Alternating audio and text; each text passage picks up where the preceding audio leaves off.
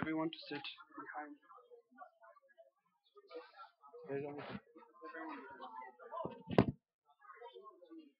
Yeah, we need to move that up. Because the mic's goes up to here. This is where it goes up to. So this whole area is covered. Yeah, it's covered. So we're going to have class 1, 2, 3 right here. When they come for no, class 1 and 2 come together, right? 1, 2, and 3, isn't it? No, only 1, 2. But there's 3 rows. 3 rows. इसको आगे करना है थोड़ा आगे करना चाहता है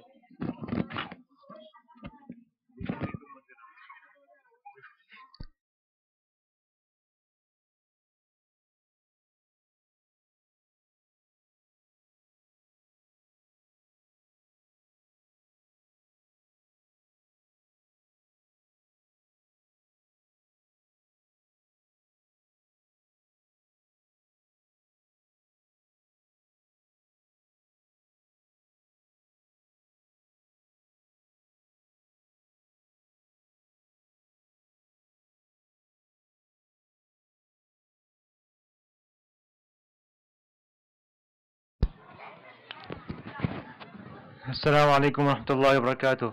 Once again, before we officially start, let me make a few quick announcements, inshallah. We encourage all the parents to come closer, inshallah, but just stay behind this third saf. We need this space for the children. Level 1 and 2, boys and girls, we need you to go downstairs to the kindergarten room.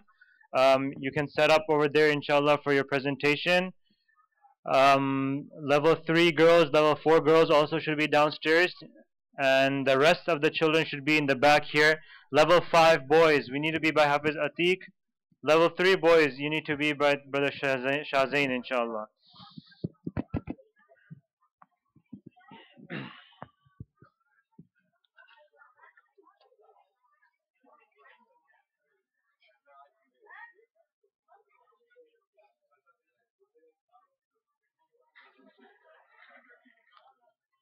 Is Sulaiman and Abdullah here?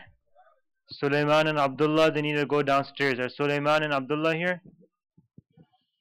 Okay.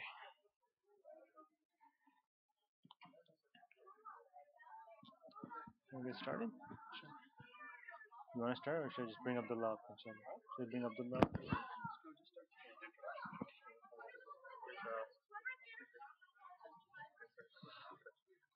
Bismillahir Rahmanir Rahim. Assalamu alaikum wa rahmatullahi wa barakatuh. So I guess this is the official start to our program. Inshallah, we are hoping that everyone will benefit from this program as we welcome the month of Ramadan, which is just around the corner. Therefore, this program is named as Ramadan Preparation Workshop. But not only that, we've combined it with our Maktab students who have been studying here, alhamdulillah, MSI, for the last whole year, and they've been learning many different subjects and many different topics, and we will see, inshallah, some reflection of what they have learned throughout the year, inshallah, in the various performances between the different programs that we have scheduled here, inshallah. We encourage and urge, of course, all the parents for sure, but the rest of the community also, to stay till the end of the program so we can bring this program to a proper conclusion and all our children are able to present in front of the whole community. When the boys and the kids are presenting upstairs, inshallah, the sisters will be able to see downstairs, and we will have 1 or 2 programs that are from downstairs to upstairs, inshallah. So everyone will be involved, don't feel left out. Everyone's children will get a chance, inshallah. You'll get to see your children performing. Before we go any further, of course, it is the most appropriate that we start our program with the recitation of the Quran. And for that, inshallah, I will call up one of our Maktab students who is in level 5, Abdullah Mirza, to please come forward, inshallah, and recite a few verses of the Quran. Abdullah Mirza. Put him on table. You can't see, right? You want to bring that table? You can hold it. You want to stay here, Abdullah? Can you hold it? Yeah, I got it.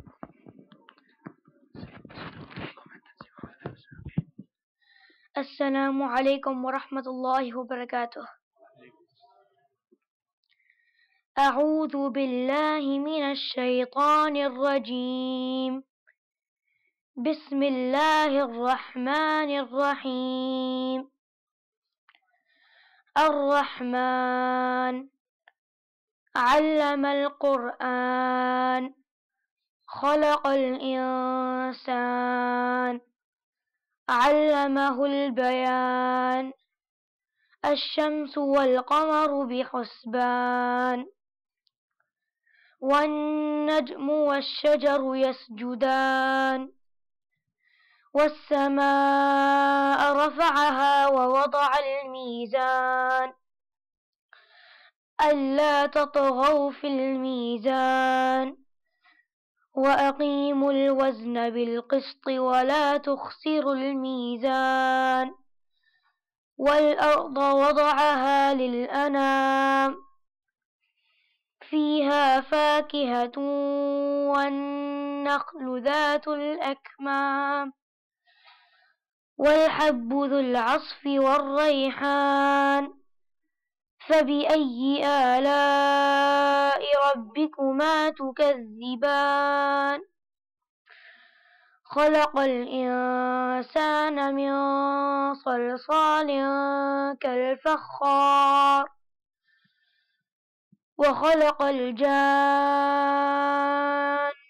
من مارج من نار فبأي آلاء ربكما تكذبان رب المشرقين ورب المغربين فبأي آلاء ربكما تكذبان مرج البحرين يلتقيان بينهما برزخ لا يبغيان فبأي آلاء ربكما تكذبان يخرج منهما اللؤلؤ والمرجان فبأي آلاء ربكما تكذبان وله الجوار المنشآت في البحر كالأعلام فبأي آلاء ربكما تكذبان صدق الله العظيم.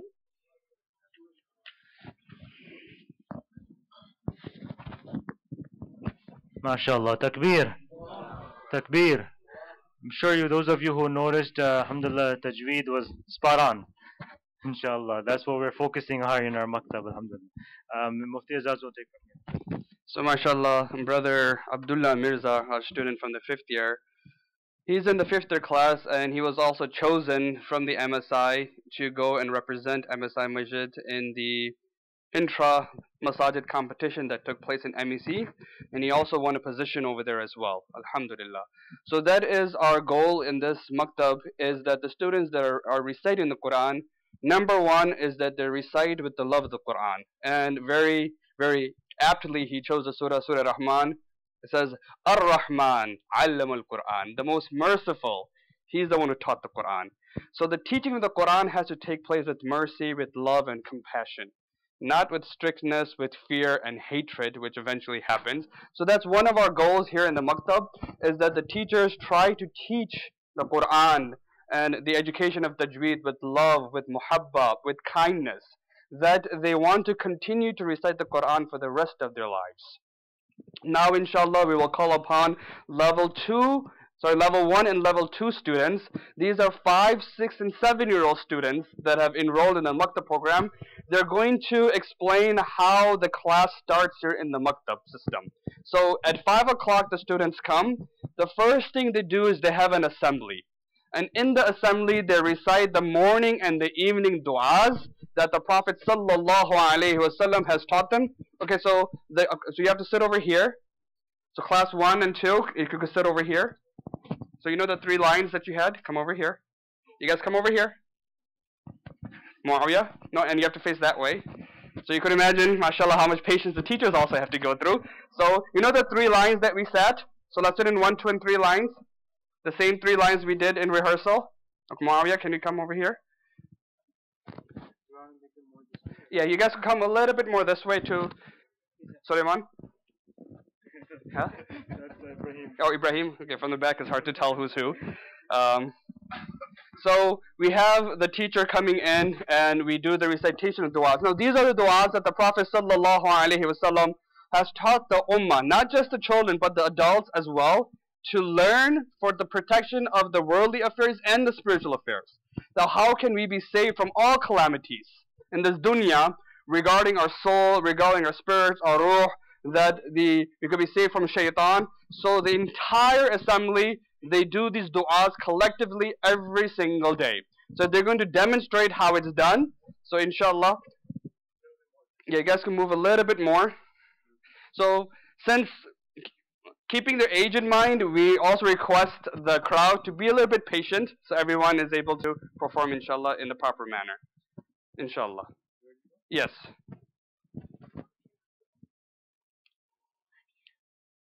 Okay, so now we call upon Hafiz Tahir.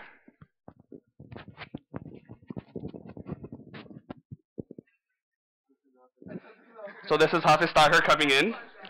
MashaAllah.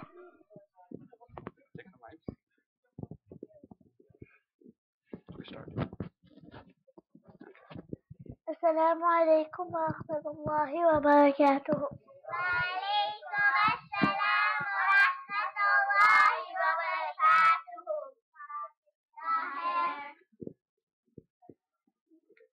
Let's buy a lever somebody.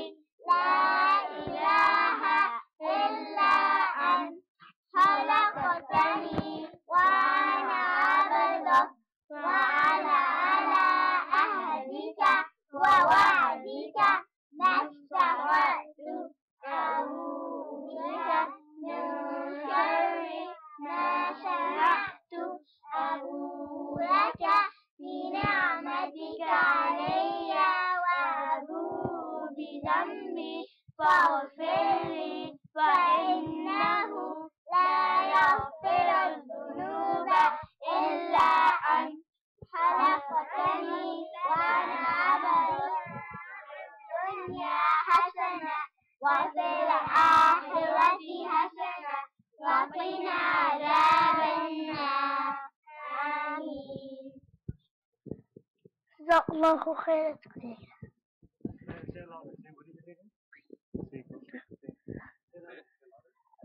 Allahu khair. Let's go to your class. Okay, let's go to your class. So now let's all go to your classes. Everyone sit according to your class now. Okay, so now we have one of the first year teachers coming.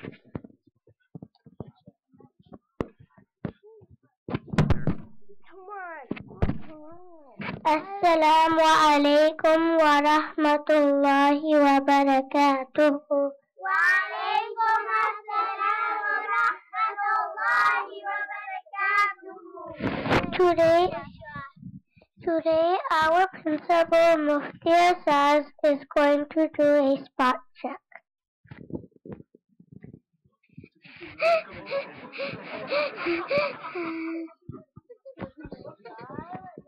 Assalamu alaikum wa rahmatullahi wa barakatuh. Wa alaikum assalam wa rahmatullahi wa barakatuh. Can you please show me what you learned so far? How did I get it? I already.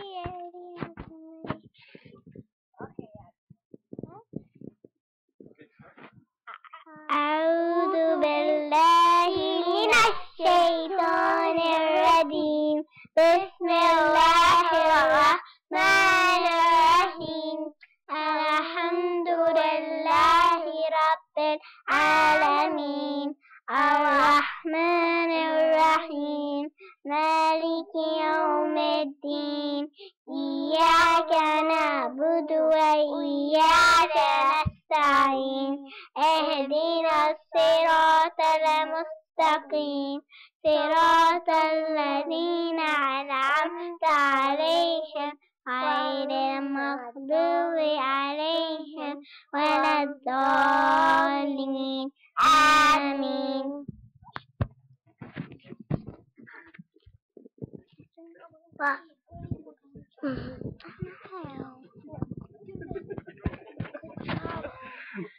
Okay, now we'll have the next teacher walk in.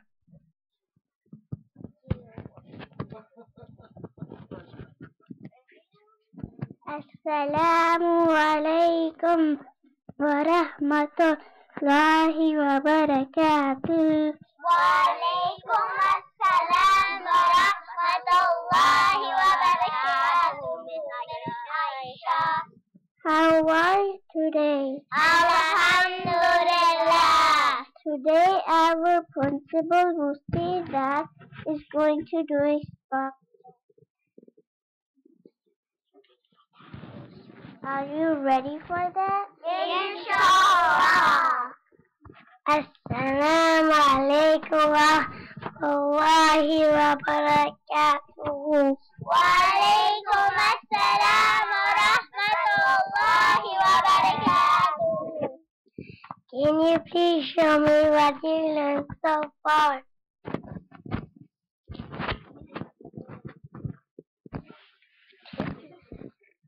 Back.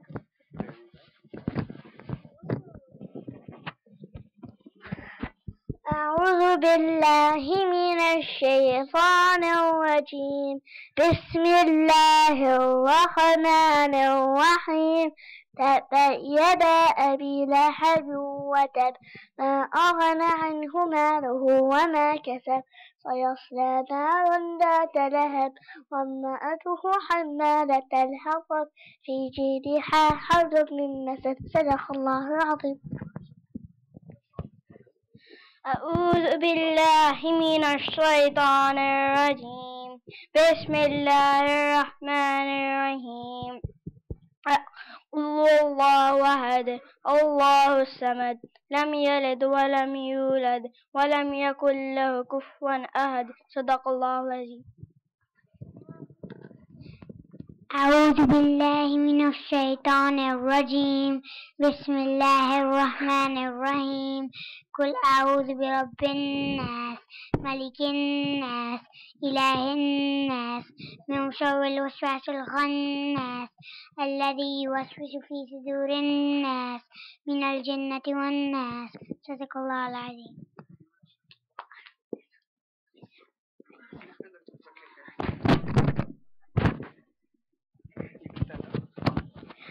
I learned that Prophet Nuh built the ark and Allah saved him and the wheels.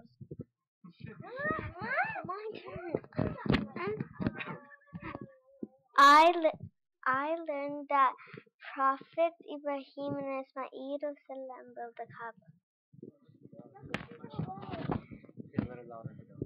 We learned the 10 names of Allah and the meanings.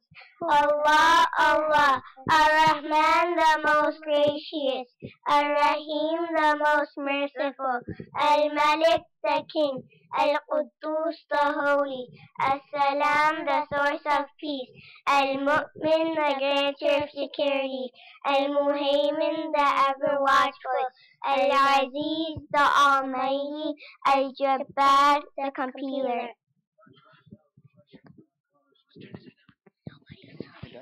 What do you say now? Say it again.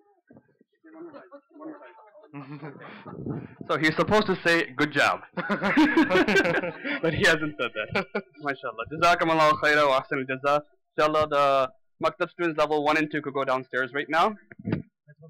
So let's go downstairs. So alhamdulillah, this is how the students normally start the day. So there are two parts to our Maktab system. One is the Quran studies, which is about 1 hour. Plus we have the Salah, the Asr sometimes coming in between. And the second part of it, is Islamic studies. So they also learn memorization of some of the surahs. They learn tajweed. They also learn, so the first two levels, level 1 and level 2, this is where they start to learn the qaida. So they learn alif, ba, ta in the first level. In the second level, they're completing the qaida. And when they come to the third level, that's when they start reciting the Quran from the beginning of the Quran. First they do Amma Para, and then they do it. So we have 5 levels of Maktab, but the first 2 are dedicated just for the letters of the Quran. Now these are the students that don't know how to even read English yet. They're 5 years old, right? So everything is taught as far as Islamic studies just by listening. There's no book that they could actually follow along because they're not able to read the book. So the teacher has to go out of her way to make sure that the stories of the Prophet, stories of the Sahaba, about Allah, about Prophet Muhammad, they do it as a play, they do it with games, they also have crafts. But throughout the year, they're learning these things. Next we have is a nasheed that the 3rd year Maktab girls, because 3rd year class, we have a very large class. So we have a separate class for girls and a separate class for boys. So the girls, they have prepared a nasheed recitation called Ya Al-Diman, which is Oh Magnificent. They will be performing this downstairs, because all the girls are downstairs and the mothers are downstairs. So we want some of the presentations to take place in front of the sisters as well, so the mothers could see. But inshallah, the men will be able to hear the 3rd level Maktab students upstairs as well. So I'm going to be quiet, and when they're ready, inshallah, they'll start the nasheed.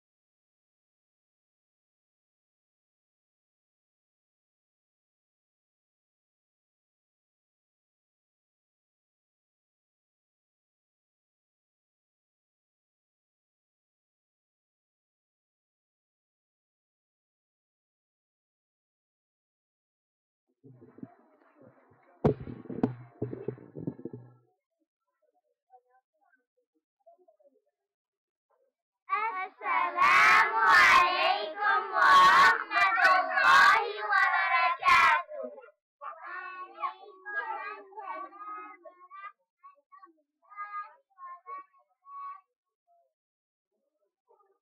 أشرقت نفسي بنور من فؤادي حينما رددت يا رب العباد وانتشت روحي وصار الدمع يجري يا إلهي خذ بقلبي للرشاد أشرقت نفسي بنور من فؤادي حينما رددت يا رب العباد وانتشت روحي وصار الدمع يجري يا إلهي خذ بقلبي للرشاد أشرقت نفسي بنور من فؤادي حينما رددت يا رب العباد وانتشت روحي وصار الدمع يجري يا إلهي خذ بقلبي للرشاد في سكون الليل أدعو في سجودي والدجى حولي سواد في سوادي يا رؤوف يا رحيما يا هليما يا كريما ما لفضلك من نفادي يا سميعا يا مجيبا يا عظيما اهدني يا خالق السبع الشداد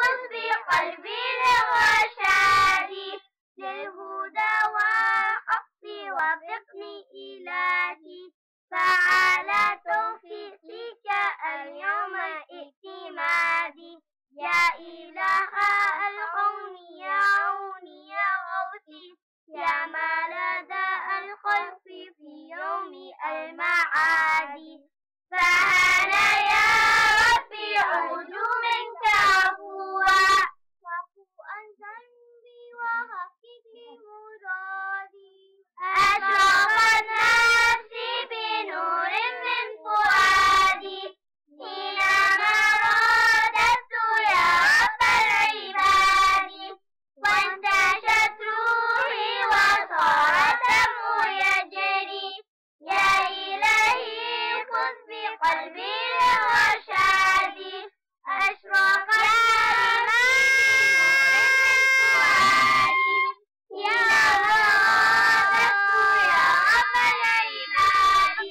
وانتشت روحي وصار الدمع يجري يا إلهي خذ بقلبي للرشاد جزاك الله خير.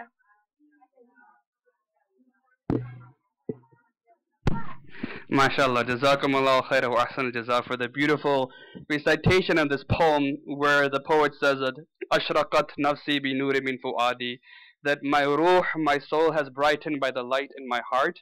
That light that's in my heart that has manifested and my entire ruh has become illuminated when I praise my Lord. So when we make the dhikr of Allah subhanahu wa ta'ala, say subhanallah, alhamdulillah, a special nur comes into our heart. And the excessive dhikr that we do, the nur then becomes bigger and bigger and our entire soul becomes enlightened. May Allah subhanahu wa ta'ala enlighten all of our souls. May Allah subhanahu wa ta'ala also enlighten these beautiful children that have recited this naat and make this light a means for them to be guided for the rest of their lives. Next, inshallah, without further ado, we will have Mufti Hisham Dawood, inshallah, give us a talk regarding the inner dimensions of fasting, the spirituality of fasting. Now, the fasting that we have, one is just to abstain from eating and drinking and other affairs, but fasting is more than that. This month of Ramadan, which is dawning upon us in less than a week, how can we maximize our spirituality in this month?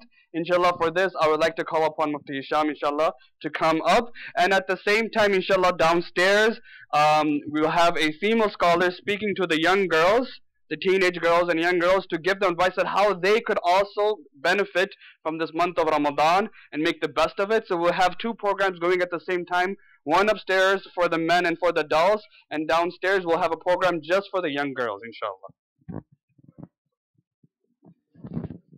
Take your time.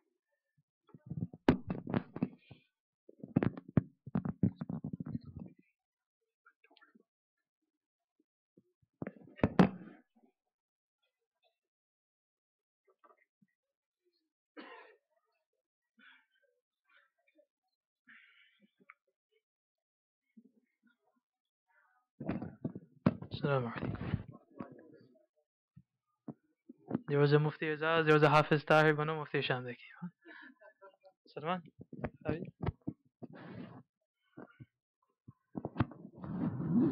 الحمد لله نحمده ونستعينه ونستهديه ونعوذ بالله من شرور أنفسنا ومن سيئات أعمالنا من يهده الله فلا مضل له ومن يضلله فلا هادي له وأشهد أن لا إله إلا الله وحده لا شريك له وأشهد أن سيدنا وحبيبنا ومولانا محمدا عبده ورسوله الذي بلغ الرسالة وأدى الأمانة ونصح الأمة وكشف الغمة وجاهد في سبيل الله حق جهاده صلوات الله وسلاماته عليه وعلى آله وأصحابه وبارك وسلم تسليما كثيرا كثيرا.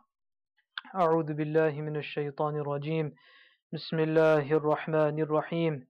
يا أيها الذين آمنوا كتب عليكم الصيام كما كتب على الذين من قبلكم لعلكم تتقون أياما معدودات فمن كان منكم مريضا أو على سفر فعدة من أيام أخر وعلى الذين يطيقونه فدية طعام مسكين فمن تطوع خيرا فهو خير له وأن تصوموا خير لكم إن كنتم تعلمون شهر رمضان الذي أنزل فيه القرآن هدى للناس وبينات من الهدى والفرقان فمن شهد منكم الشهر فليصمه ومن كان مريضا أو على سفر فعدة من أيام أخر يريد الله بكم اليسر ولا يريد بكم العسر ولتكملوا العدة ولتكبروا الله على ما هداكم ولعلكم تشكرون. صدق الله العظيم. Many of you may be thinking that, mashallah, these masjid people have become very smart. That you have the annual Ramadan program, have Maktab ceremony, have it in one program, finish both of them. One lunch you have to serve, one speaker you have to find. So it's the easier way out. 2 birds, 1 stone. Have the Maktab program also and the annual Ramadan preparation workshop at the same time. The fact of the matter is that both are very deeply connected, rather. Although we may not see it, but they're completely intertwined, rather. The Maktab that we have in this Ramadan program, these go hand in hand. How is that so? That the nucleus of our Maktab, whether it's in this masjid or any other masjid, or anywhere in the world, rather, in certain places they'll have certain subjects being taught. Somewhere there's seerah being taught, somewhere they don't have. Somewhere they'll have hadith being taught in the Maktab, in the after school program. Some places they won't have that. Some places they'll have other subjects being taught, some fiqh, some aqidah, some won't have it. But any Maktab, any after school program, you go anywhere, in any masjid of the world, what will they have being taught? The Quran. Learning and teaching of the Quran. That's every Maktab, every after school program will have that. And this is the basis of Islamic learning. The learning and the teaching of the Quran Kareem. Starting from Alif, Bata, all the way to those, mashallah, that we see become Hufaz and those that memorize the entire Quran Kareem. That is the Maktab. And on the other hand, you have Ramadan, right? There is no argument. Allah subhanahu wa ta'ala himself, when He's describing the month of Ramadan, one is what to do in Ramadan. So that Allah subhanahu wa ta'ala says, فَمَنْ شَهِدَ مِنْكُمُ الشَّهْرَ, whoever witnesses the month of Ramadan, whoever is there, whoever is able, فَمَنْ شَهِدَ مِنْكُمُ الشَّهْرَ فَلْيَصُمْ, then they should fast in it. They ought to fast in this month of Ramadan. That is what to do in the month of Ramadan. But how was the month of Ramadan described before that, in the beginning of the ayah? شهر رمضان الذي أنزل فيه القرآن. That's the description of Ramadan. No other description. The month of Ramadan, that which the Quran was revealed in it. That is the best description of the month of Ramadan. Why? Obviously because Allah subhanahu wa ta'ala said it. That's why Imam Ibn Shihab al-Zuhri, rahimahullah, scholar of the 2nd century, passed away in the 2nd century, early 2nd century of Islam, the pioneer of Kitabatul Hadith, of writing down the Hadith of Rasulullah, compiling them in a more complete manner. That's why he says that when the month of Ramadan comes, he says, إِنَّمَا هِيَ تِلَاوَةُ الْقُرْآنِ وَإِطْعَامُ الطَّعَامِ. So what do? The only thing that should be done once the month of Ramadan comes, إِنَّمَا هِيَ تِلَاوَةُ الْقُرْآنِ وَإِطْعَامُ الطَّعَامِ.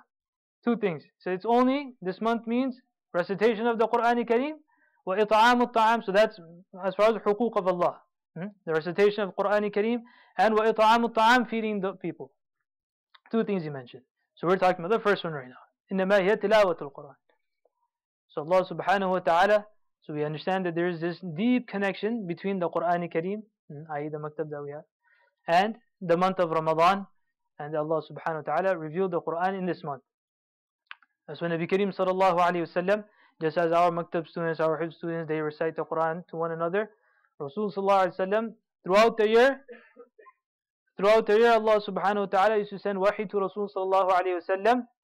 Allah subhanahu wa ta'ala used to send wahi to Rasul sallallahu alayhi wa sallam by means of Jibreel alayhi salatu wa salam. And in the month of Ramadan, كانوا يدارسون القرآن وكانا يدارسان القرآن. That they used to recite the Quran, or Rasul sallallahu alayhi wa sallam also used to recite the Quran to Jibreel alayhi salatu wa salam. So Allah subhanahu wa ta'ala says, شهر رمضان الذي أنزل فيه القرآن. That the month of Ramadan is that which the Quran was revealed in it. Many of you may be thinking, many people have this question. Alhamdulillah, we also sit in our tafsir on Tuesdays. That many a time we say that this ayah was revealed at this incident, that this was revealed at this time, and the entire time there were Sahaba and Rasul sallallahu alaihi wasallam were in Ramadan. So then, what does this ayah mean? That the month of Ramadan is that month in which the Quran was revealed. So that over here, ulama explain as based on the tafsir of Ibn Abbas radiallahu anhu, that the Quran had different revelations, different stages of revelations. So one was the revelation sent to the Al-Lawh al-Mahfuz, the sacred tablet.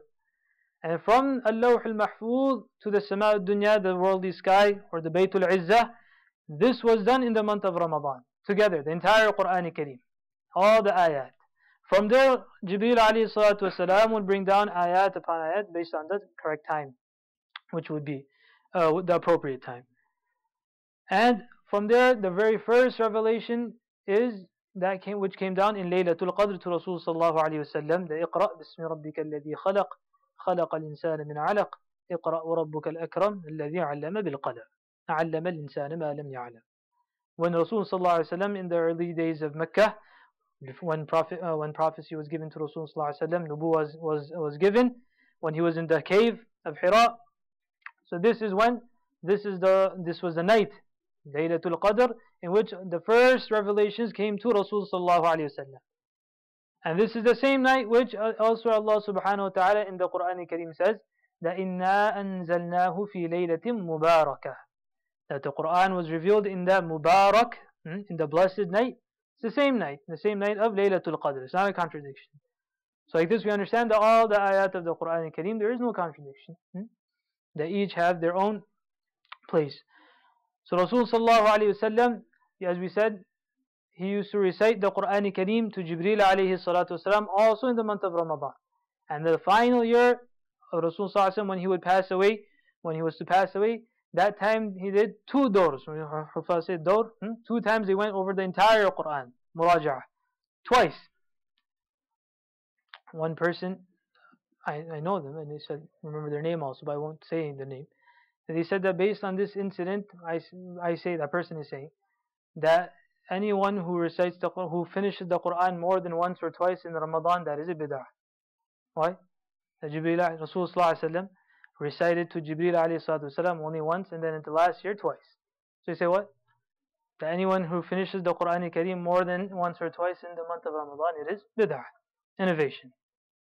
Ya salam. What's the incident? That Rasul sallallahu alaihi wasallam used to recite to Jibreel once or twice. Not that in the entire month of Ramadan he only finished the Quran once. The Sahabi Hudayf radiallahu anhu says that once I came to Rasul sallallahu alaihi wasallam to join him in his nightly vigil in the month of Ramadan. Rasul sallallahu alaihi wasallam started reciting Surah Baqarah, he recited Surah Nisa, he recited Surah Ali Imran. So all the way this went on till the Fajr. And how did Rasul sallallahu alaihi wasallam recite it? That upon every ayah of takhweef. Ayah of takhweef means in those ayat in which adab is mentioned, a person is supposed to fear the punishment of Allah subhanahu wa ta'ala, he would stop and he would seek refuge. In nafil salat al-sujais, that a person, those that understand the ma'na, that they stop and they make dua in the middle and they ask Allah subhanahu wa ta'ala to give them protection. Like this, Rasul sallallahu alaihi wasallam continued his salah all the way until Bilal radiallahu anhu came to him and called him for Fajr salah. This is more than 5 juz of the Quran, only in one night, 2 rak'at. Uthman radiallahu anhu, famous Sahabi, Khalifa, the 3rd Khalifa of Islam, every night he used to finish 1 Quran. You're saying bid'ah. Every night he used to finish 1 Quran Kareem. And then this wasn't only the Sahaba radiallahu anhum, this continued in the Ummah. The famous Imam of the Ummah, Imam al-Shafi'i rahimahullah, Muhammad bin Idris, the Qurayshi Imam of the Ummah. How many completions of the Quran would he make in the month of Ramadan? Any guess? Any number? Good. 30? Every day 1? No, more. How many? 60. Very good, mashallah. 60, mashallah. Allah barak fi. 60 Qur'ans outside of Salah. 60 Qur'ans finished. The same has been narrated about Imam Abu Hanifa rahimahullah. That is how they became the Imam of the Ummah. The ilm doesn't just come like that. That this has become fitna in the Ummah. That if I cannot do certain things, it's too hard for me to do ibadah, just make some salah and say that all this extra is useless. No need to do all of this. This is a fitna of a person's deen. That in the Ummah, a person wants to just restrict everything to only what is fard. The definition of non-fard, of nafil and sunnah, all of this is what? To do. Things to do. Not things not to do. Not to do is haram. That's a different category. Sunnah, nafil, mustahab. The definition of all of this is what? Things we should endeavor to do. If you cannot do it, you are lazy, you're tired, it's difficult for you, فَبِهَا inshallah, try, encourage yourself, one another. Not to tell the rest of the ummah, don't do it because I'm not doing it. You feel bad. So the ummah, Imam Shafi'i rahimahullah, because he used to recite 60 Qur'ans in 1 month of Ramadan, outside of Salah, the one he finished in Tarawih, 61. That is why Allah subhanahu wa ta'ala gave him that position of imamah. That after this type of ibadah was done, because when they had that ta'alluq and nisbah and connection with Allah subhanahu wa ta'ala, that is how Allah subhanahu wa ta'ala gave these ulama, and Allah subhanahu wa ta'ala allowed these ulama to become the imams of the ummah. Imam Shafi'i rahimahullah, he mentions regarding himself, since we're speaking about him, we'll mention 1 or 2 points, that he said, I went to my teacher once, Waki'. Waki' is a great muhaddith. He said, شَكَوْتُ إِلَى وَكِيعِ سُوءَ حِفْظِي. Now once I went to Waki', my teacher, and I complained to him that my memory is failing me. سُوءَ حِفْظِي. Now this is Imam Shafi'i saying his definition of failing of memory is different from what some of us may understand for that to be. فَأَوْصَانِي بِتَرْكِ الْمَعَاصِي. So he told me, yani Waki', the teacher of Imam Shafi'i, he is giving nasiha and advice to his student, his pupil, Shafi'i rahimahullah, that فَأَوْصَانِي بِتَرْكِ الْمَعَاصِي. They said, leave out sins. Who was he telling? Imam Shafi'i. He explains, فَإِنَّ الْعِلْمَ نُورٌ مِّنْ إِلَهِ. Knowledge is a light from Allah subhanahu wa ta'ala. What is ilm? It's not mere reading, it's not mere research, it's not mere search engines. فَإِنَّ الْعِلْمَ نُورٌ مِّنْ إِلَهِ. The knowledge is light from Allah subhanahu wa ta'ala. وَنُورُ اللَّهِ لَا يُعْطَى لِعَاصِي. Someone who is aasi, someone who does ma'asiyah, those people that disobey Allah subhanahu wa ta'ala, نُورُ اللَّهِ لَا يُعْطَى لِعَاصِي. The nur of Allah subhanahu wa ta'ala, the true knowledge of deen, can never be given to someone who disobeys Allah subhanahu wa ta'ala. Now what's the backdrop to this? What incident happened that Imam Shafi'i rahimahullah went to ask Waki'? What was this incident, this great sin that had happened? The Imam Shafi'i, once he was walking, as normal people walk in the street. So in front of him there was a lady that was walking. As she was walking, incidentally the bottom of her garment was uplifted, and Imam Shafi'i's he glanced at her leg without any intention, that a part of her leg was exposed, and he saw that part of a non-mahram. Based on that, Imam Shafi'i rahimahullah, he said that immediately I felt the difference of this mass, of this. You can't call it a sin, you didn't do it intently, but he said this was the effect. And immediately Waki' told him that this is why. Now imagine, each and every one of us can think to ourselves that we sit and make great claims that, this is how the deen is, and this is what knowledge is, and my research is this, and my research is that. That as iftar party after iftar party, hours and hours go in this, and what are we discussing? How the ummah can become better. All the time is going in what? Iftar parties, Tarawih, Salah is going on also in the masjid. So the ilm and knowledge and deen didn't come like that.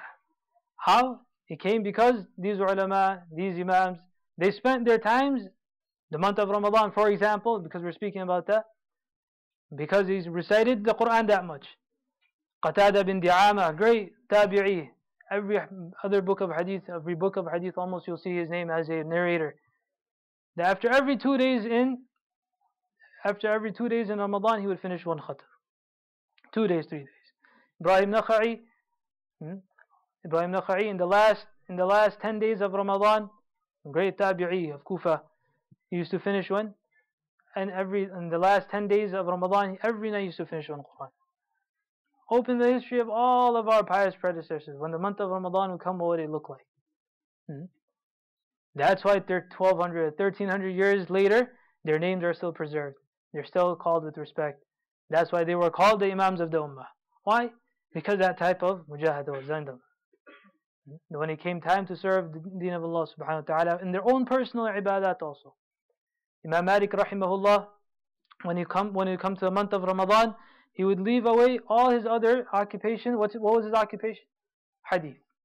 So it wasn't something dunya. His occupation was hadith, of fiqh, of mudaras, of discussing masail with ulama. That was his occupation daily. So it wasn't something he left from his sins and then he came back. No. That was his occupation. He would leave all of that and what? Recite the Quran Kareem. He said, this is the month of Quran Kareem. All other things can wait. All other of my important work. Not things of wasting time. All these important things can wait. The month of Ramadan will be dedicated to the Quran Kareem. Ulama of the recent past also, those that have read the history of, for example, Shaykh Zakaria rahimahullah, he wrote a volume. It's one of the greatest commentaries on the Muwatta of Imam Malik rahimahullah. Imam Malik has a book in Hadith called the Muwatta. One of the greatest shuruh, one of the greatest commentaries written on this book was by the scholar of the recent past, Shaykh Zakaria rahimahullah. Volume is book. That he says that one of his students writes that in one Ramadan that I spent with him, he recorded this, that he used to recite 6 juz in tahajjud salah. 6 juz after maghrib salah. 3 juz in tarawih salah. 6 juz again in tahajjud salah. 6 juz before salatul dhuhr would happen. 8 juz after salatul dhuhr.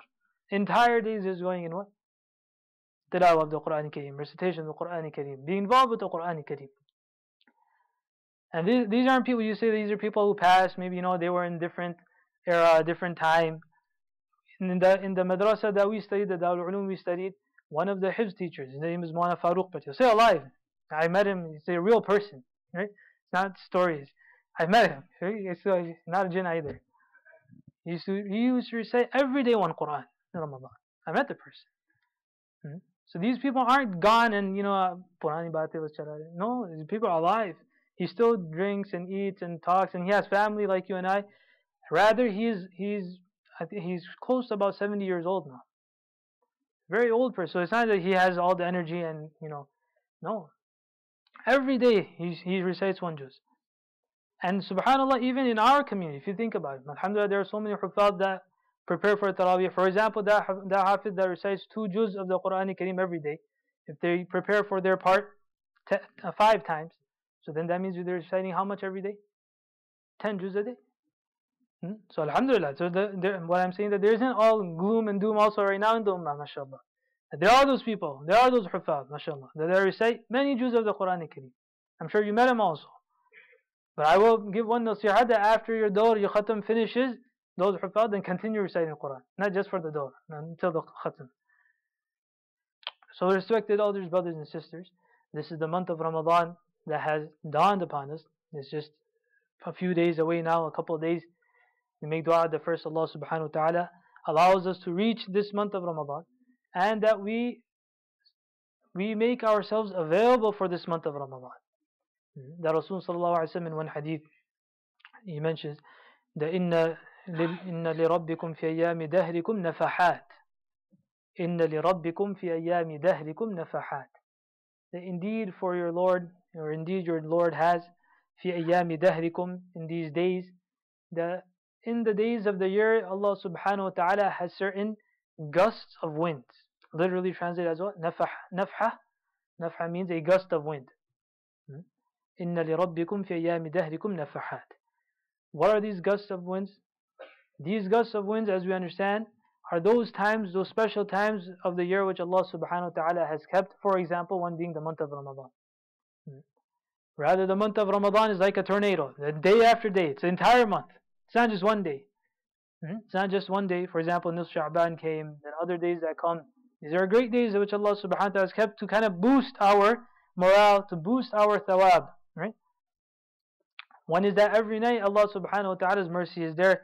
It's not that a person has to wait until their tawbah is accepted or anything of that nature, or until they obey Allah subhanahu wa ta'ala.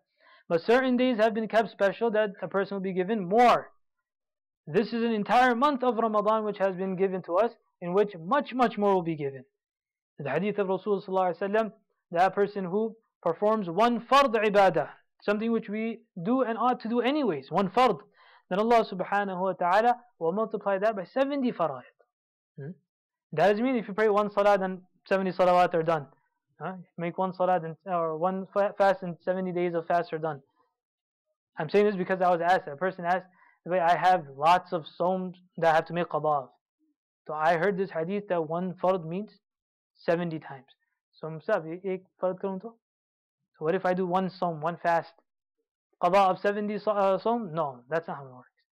Right? One fard that a person is supposed to be doing ada'an at that time, that a person will get the thawab of 70 times. Not that if you do something that 70 of the rest of it are packed away, done, deal. No. So Rasul said in the hadith that a person will get rewards of 70 times of doing one fard. And nawafil, optional prayers, optional acts that a person does, that Allah subhanahu wa ta'ala gives a reward of as if a person has performed a fard. The thawab of a fard. That was Allah subhanahu wa ta'ala give for an optional. So this is a time of nafahat. Nafahat in the hadith is being translated as gust of winds. Why is it being translated like this? For example, when the wind blows, if you remember that a few months ago, even right now, again it became cold. Then in Chicago we know this, that the wind blows a lot. So if there's a leaf, for example, in front of your house and one gust of wind comes, what happens? It pushes it to the end of the street. Another comes and puts it further and further and further and further. But from the beginning of the day till the end of the day, where was the leaf in the beginning of the day? Where is it at the end of the day? It's at a completely different place, right? It's a completely, maybe in another town also. This is the effect of nafahat, gust. That if a person makes herself available in these days, and that's what the hadith is saying, فَتَعَرَّضُوا لَهَا. Present yourself. Make yourself available. Don't say I'm too busy. The reality is all of us have certain incidents that come up in life that we put everything away for. For each person that may be different. Sometimes for someone it may be a funeral of one person. For another it may be the marriage of another. That all other responsibilities, things which you would have never taken a day off for, things that you would never have sacrificed a moment for, those things shift in our life. Why? Because of certain incidents that come. Right? Why? Because those incidents hold great value and great importance in our hearts. We understand the value of that. If a person, his son is getting married, her son is getting married, or your daughter is getting married, and you've been called to work also, that can you do some overtime? You won't tell your daughter, okay, I have very important work. Why? The importance of this day, the wedding of your child, is so important in your eyes, everything else can be put aside. Not anything. If people can be calling you and calling you, you can be getting all the calls, all that would be put aside.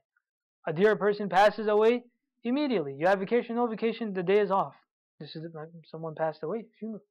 It's so important, right? Because a person that feels the importance of the other, and they understand the importance of the value, and hold a value for this, and give an attachment value to this.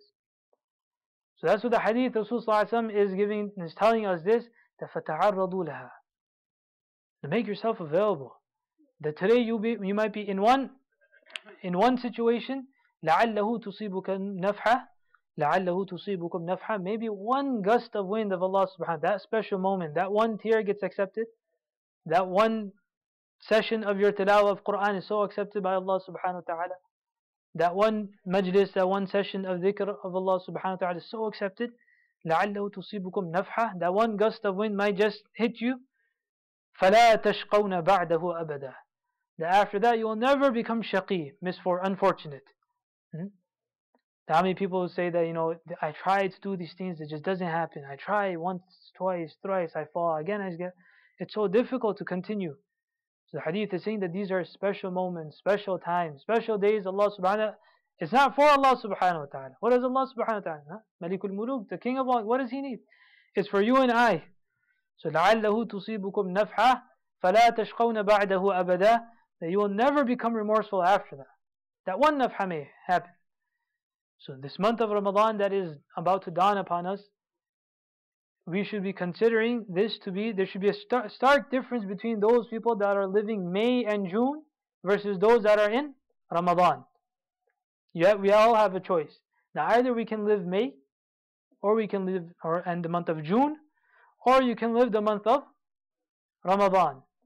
Depending on what you choose, then your acts will be completely different. That every few minutes that a person has, then they'll use that time. That maybe your neighbor is living the month of May, that's why he can water his garden with all his time, take his sweet time, you do all these things, walk around. But that mu'min, that believer that is in the month of Ramadan, they don't have that time right now. Why? They're not in May. They're in Ramadan. There's a difference. That everyone else can be in the month of May. They have time to go and watch other things. They have time to go meet and greet people and spend hours upon hours chatting about different things.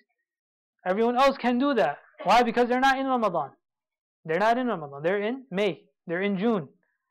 The believer that is in the month of Ramadan, they have no time.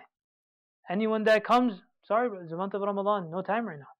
It's either tilawah of Quran, or it's a dhikr, or it's just me gaining some energy, resting, so that I can do the ibadah of Allah subhanahu wa ta'ala. So I'm not saying that, if you have work, then you should take off the entire month and you have to do this, that there's nothing else that you should be doing. But all of us, we all know that we have those certain pockets of times that we can make an adjustment. Where we can make an adjustment. For example, we all had lunch time, right? Everyone, during your work hours, you have lunch break. Now hopefully, inshallah, you won't be eating during that time. Right? It's not funny actually. One scholar was telling me that he was traveling. I won't say which country also, people might feel bad. So he was traveling to go visit some relatives. So he said, I reached there and I felt very bad because I was traveling, so I didn't fast, which is jaiz. You don't have to fast. He said, I still felt guilty about it. At the end of the day, it's still the month of Ramadan. I didn't fast, though, he said. So all the family members, they came and they said that, will you have lunch? So he very guiltily said, I'll eat something, inshallah. So he says, I sit down to eat and everyone sits with me. What? He was fast. He was traveling. He was a musafir. He felt guilty. He said, so he said, everyone else sat with me. So he said, what's going on here? Hey, whatever, everyone ate lunch. That was it. Then he says, evening time comes and there's so much preparation going. Someone's getting ready, this putting on, all this preparation going on. So he comes and he asks, what's going on? Where, you going somewhere? I say, yeah. Where? Iftar party. Where are you going? Iftar party. He just had lunch. They said, yeah, he had lunch. They had lunch with me. And at the evening, where are they going? Iftar party. So that's why I said that may not be a joke for everyone, that please don't eat lunch during that time. So inshallah, our musallis inshallah aren't like that. So this is the month of Ramadan that is coming. So that whatever time that a person can take out, then we should definitely take out for us. Is time up? So whatever time a person can find, those pockets that we all have already, we should try to fill those times in with the ibadah of Allah subhanahu wa ta'ala. Whether it be dhikr, whether it be tilawah of Quran Kareem. That is the one, as far as a person's own ibadat are concerned. Right? Then we have a person's mu'amalat, whilst you're dealing with others. This is also part of active preparation for Ramadan. What is that? That a person, just as a person prepares and a person plans out how much and what ibadat a person will do, also a person should make himself conscious. A person should make himself herself conscious that I will not hurt others also. That I will not become a means of burden upon someone else. Right? That just as I'm fasting, someone else is also fasting. Right? I come to the masjid and I'm extremely hungry and I'm fasting. I had a difficult day at work. Someone says something maybe not be exactly to our liking. Other people are also fasting. This isn't a time a person can take out their anger on someone else. And because I'm fasting, everyone should listen to me. Other people will also be fasting. So this is a month when a person, that's why the hadith of Rasul said that this is also shahrul sabr. This is also the month of sabr, patience. This is the month of shahrul muasah. A person looks out for others. A person connects those ties. That this is the month of Ramadan, as we mentioned that the month of Ramadan in the Quran Kareem have a deep connection. One of the qualities of Ramadan, one of the qualities of the Quran Kareem have been mentioned as hudal linnas. Hudal linnas, that there is guidance in the Quran Kareem. And like that, we see the month of Ramadan comes, there is hidayah and guidance also in this month. That many a times a person will see, that this, as we were saying, that the Quran Kareem has the sifa, has the quality of hidayah, hudal linnas, and we also see that the month of Ramadan is also a means of hidayah. The people you will not see throughout the year, you will see also in the month of Ramadan in the masjid. This is the effect of hidayah from the side of Allah subhanahu wa ta'ala. Unfortunately, and this should be very clear to us, that many of our daily musallis, what do they say? Ramzani agi. This Ramzani is here. Those that don't understand Urdu, that this is derogatory, that people who only come in Ramadan, to degrade someone. This is the effect of the hidayah which Allah subhanahu wa ta'ala has kept in the month of Ramadan. Anyone that comes, this is based on this effect of the hidayah, of the guidance of Allah subhanahu wa ta'ala. It only makes sense that a person who cannot find that time, those that cannot make themselves available throughout the year, at least in the month of Ramadan, this ummati is coming. So this isn't a time that we should look down upon someone. Rather, this is where we should apply the hadith of Rasulullah, the Shahrul Muwasah. That, for example, it's iftar time, so you see this new brother, maybe they haven't been coming, you ask them, brother, we have arrangements downstairs, come with us. I'm not saying you make an interrogation session, that where are you from, how many kids, this and that. No. A person can also involve himself in your own ibadah, and at the same time be mindful of someone else. Make someone else welcome when they come to the masjid. So this is the month of Ramadan in which, where we look after our personal ibadat, we also have to look after how we deal with others and how we come across with others. Make dua that Allah subhanahu wa ta'ala give us tawfiq, that Allah subhanahu wa ta'ala give us ikhlas, that we complete the month of Ramadan with ikhlas and with iman. Wa akhiru da'wan, alhamdulillahi rabbil alameen.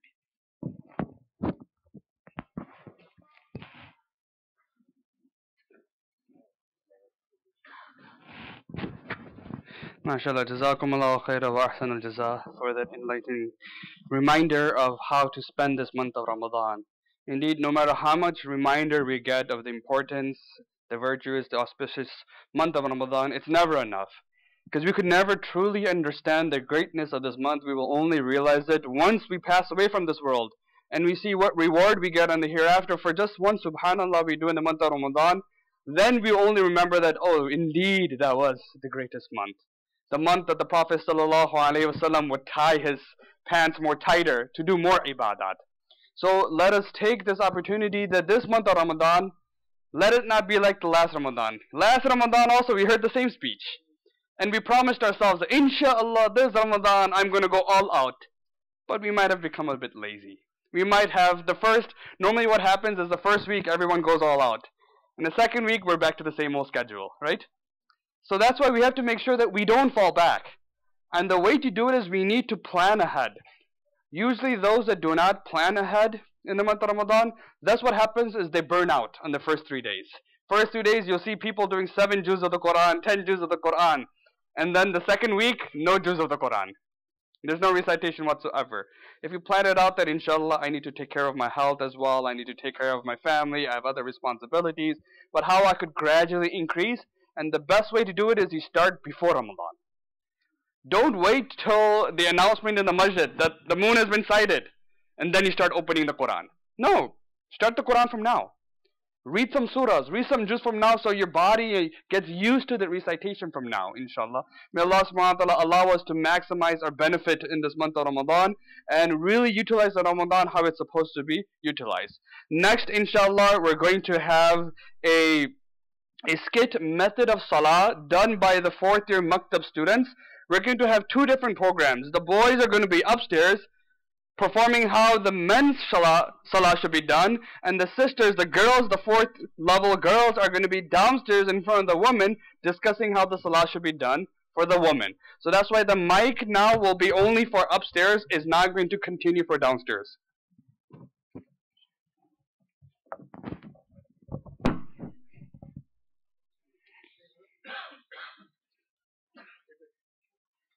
Good to go?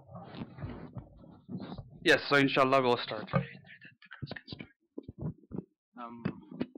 Where's that? Alright, just give us a couple of minutes to set up, inshallah. If you're not asking, I want you to line up here, okay? I just stand there and wait till I tell you to start. Boys, come line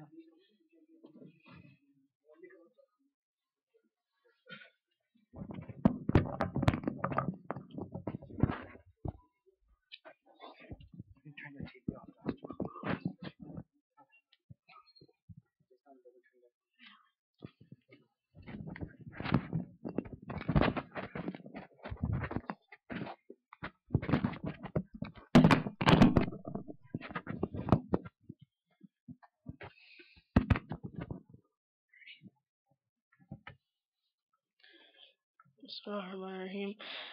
Bismillahirrahmanirrahim. Assalamu alaikum. We are the level 4 Islamic Studies class, and inshallah we'll be presenting you the proper method of performing Salah. Salah is one of the 5 pillars of Islam. If our Salah, it is the foundation. If our deen, if our Salah is weak, our religion will be weak. Please pay attention as we will be acting out some of the common mistakes in our prayer and fixing them also. Abdullah and our Han will come up and do steps 1 to 3. You can read it?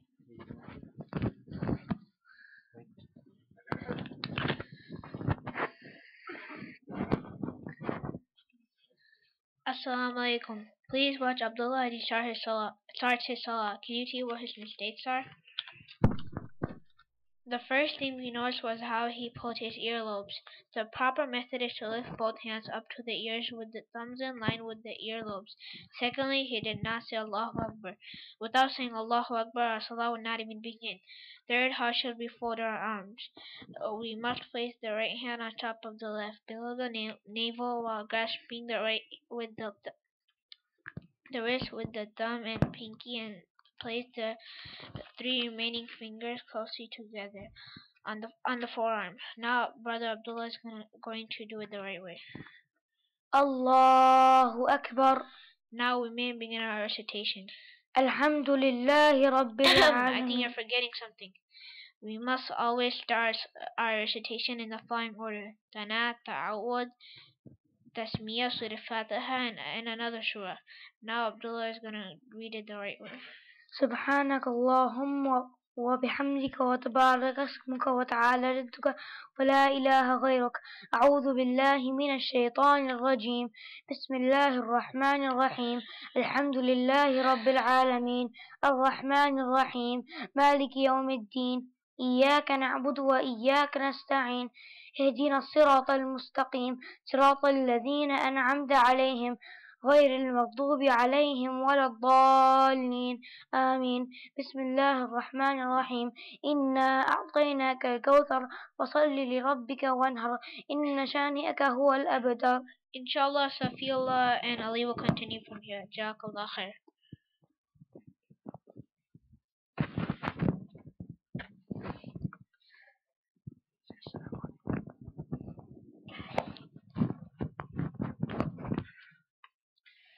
Bismillahirrahmanirrahim.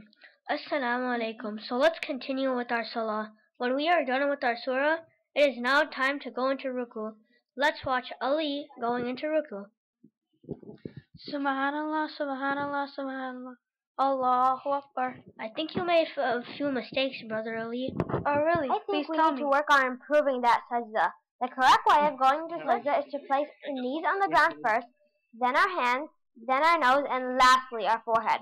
Sister Aisha, I noticed your nose wasn't touching the ground. That's not good. Anyway, in sajda, our body should be kept close together, arms placed on the ground, and thighs and stomach should touch. Both the feet should face the right. We should say Subhanaw Taala at least 3 times. Okay. Then saying Allahu Akbar, we should sit up calmly for a little while. In the sitting position, we should sit with the right thigh on the left.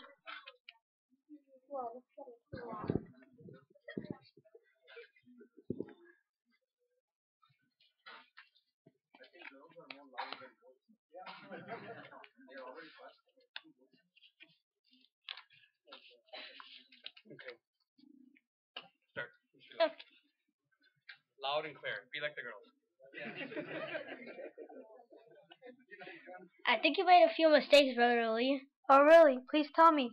When we go into ruku, we should keep our back and head in a straight line, and our fingers should be spread out, grabbing our knees.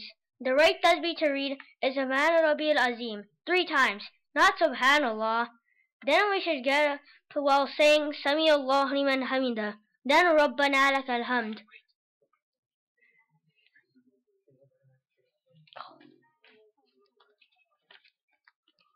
Allahu Akbar. Subhana Rabbil Azim, Subhana Rabbil Azim, Subhana Rabbil Azim. Sami Allahu liman hamida. Rabbana wa lakal hamd. Alhamdulillah, that was much better. Jazakallah khair. Now Abu Bakr and Adam will show us the next step.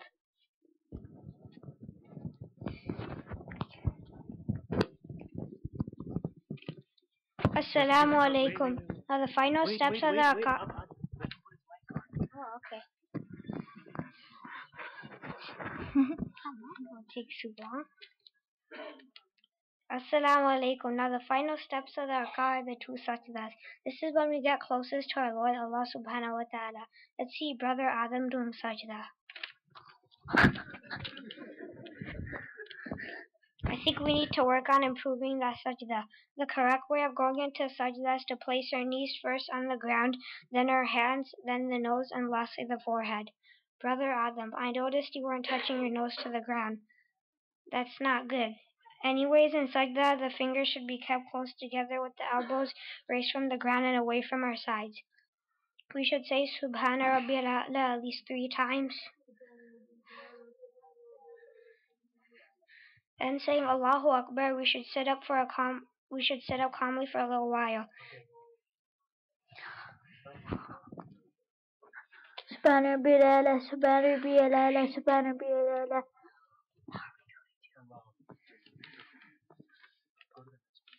Okay.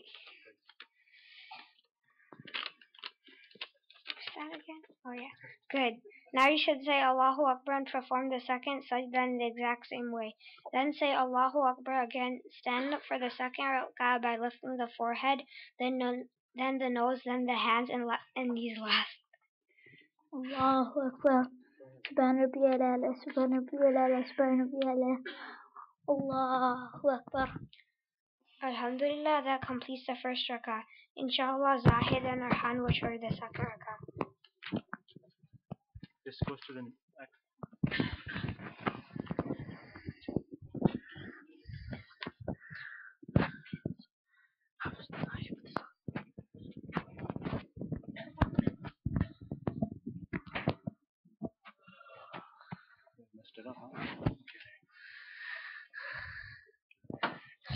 Whoa, hold up. Tana and Ta'awud are only to be read in the first rak'ah. You should start with Tasmiyah and then complete the second rak'ah exactly as the first one. Bismillah ar-Rahman ar-Rahim. Alhamdulillah Rabbil Alameen. Ar-Rahman ar-Rahim. مالك يوم الدين إياك نعبد وإياك نستعين اهدنا الصراط المستقيم صراط الذين أنعمت عليهم غير المغضوب عليهم ولا الضالين آمين بسم الله الرحمن الرحيم قل هو الله أحد الله الصمد لم يلد ولم يولد ولم يكن له كفوا أحد الله أكبر سبحان ربي العظيم سبحان ربي العظيم سبحان ربي العظيم سمع الله لمن حمده ربنا لك الحمد الله أكبر سبحان ربي الأعلى سبحان ربي الأعلى سبحان ربي الأعلى الله أكبر الله أكبر سبحان ربي الأعلى سبحان ربي الأعلى سبحان ربي الأعلى الله أكبر. After every 2 rak'ahs, we should sit after the second sajda and recite the shahud. التحيات لله والصلوات والطيبات والسلام عليك أيها النبي ورحمة الله وبركاته السلام علينا وعلى عباد الله الصالحين أشهد أن لا إله إلا الله وأشهد أن محمدا عبده ورسوله. Now if you're praying more than 2 rak'ahs, we should stand back up. We'll only be praying 2 rak'ahs now, so we'll continue with Durood Ibrahima and Dua. اللهم صل على محمد وعلى آل محمد كما صليت على إبراهيم وعلى آل إبراهيم إنك حميد مجيد اللهم بارك على محمد كما بارك وعلى آل محمد كما باركت على إبراهيم وعلى آل إبراهيم إنك حميد مجيد اللهم إني ظلمت نفسي ظلما كثيرا ولا يغفر الذنوب إلا أنت فاغفر لي مغفرة من عندك وارحمني إنك أنت الغفور الرحيم. Now we are almost done with our Salah, but there's one more step left. Inshallah, Abdullah and Aryan will show us the last step.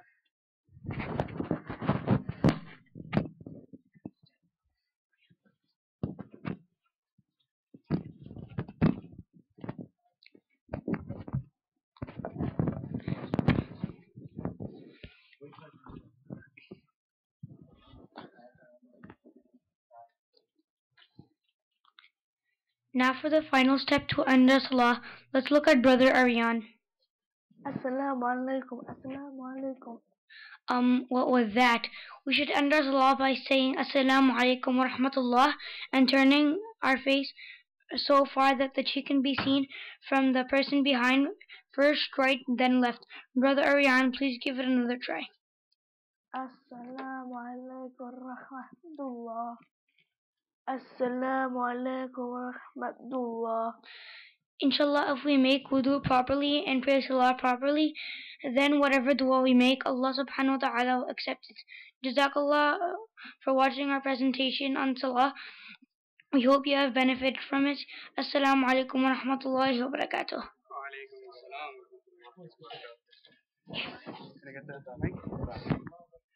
MashaAllah, Jazakumullahu khairah wa ahsan al-jazaa for that demonstration. The Prophet sallallahu alaihi wasallam has said that when a child becomes 7 years of age, then you should encourage them to pray salah. And when they come at the age of 10, then you can reprimand them so they get it used to, because as soon as they become mature, which is around the age of 12, 13, then salah becomes farad upon them. But in order to pray salah and perform salah, they need to know how to perform salah. So it's very important that at a young age that the children learn how to perform the salah in the correct manner according to the sunnah. That last point, for example, one of the students said that the Prophet sallallahu alaihi wasallam, when he would say salam, he would say salam to such an extent that the whiteness of his cheek would appear for the people behind. This is a common mistake we find even in adults. That many of the adults we see the assalamu alaikum, they just slightly turn to the right, slightly turn to the left. But the sunnah method is to turn so much that the cheek can appear to the people in the back, all the way. So when we encourage and we teach our children from a young age to perform the salah in the correct manner according to the sunnah of the Prophet sallallahu alaihi wasallam, then inshallah, as a saying in Arabic goes, that al-ilmu fi sigr kan-naqsh fil hajar, that learning something at a young age is as if though engraving in a stone. If you were to write and if you were to engrave something in a stone, that's going to be there forever. No matter how much water, dirt, whatever comes on it, that writing will always remain. That's how the education for young children is. That whatever we teach them at a young age, inshallah, this will last until they become very old. So that's why it's very important that we send our children to schools in which they can learn properly how to perform the sunnah, salah, according to the method of the Prophet sallallahu alaihi wasallam. Inshallah, now we will have a break. This break doesn't mean that you go in the car and go home. This break, inshallah, is for the chai and for the biscuits that we have, just to freshen up. Because we will need caffeine for the next few sessions that we have. We have a very detailed fiqh of fasting seminar, which is very important for us to know. That how our fast is affected, what things affect our fast. So that's going to be a very lengthy presentation. You will need to pay attention. So for that, I highly encourage everyone to get some chai, inshallah, get some caffeine into your bodies, and then we'll meet again here in about 10 minutes, inshallah. Again, please do not leave. Please try to remain until the end of the program. Jazakumullahu khairah.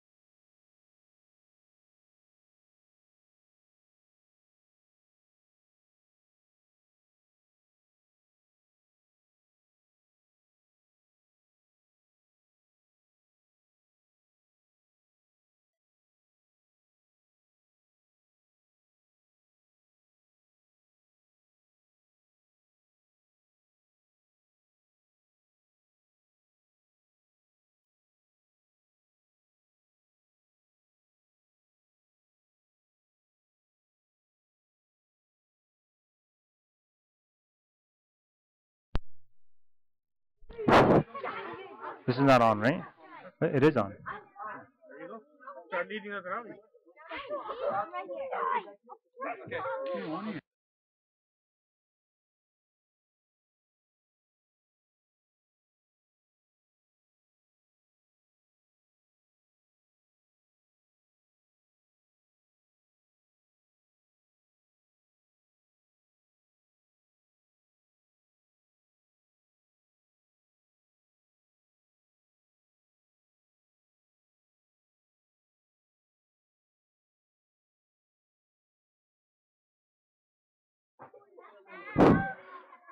أعوذ بالله من الشيطان الرجيم بسم الله الرحمن الرحيم.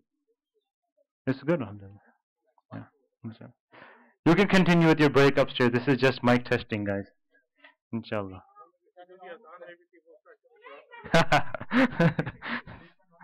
नहीं अभी नहीं चल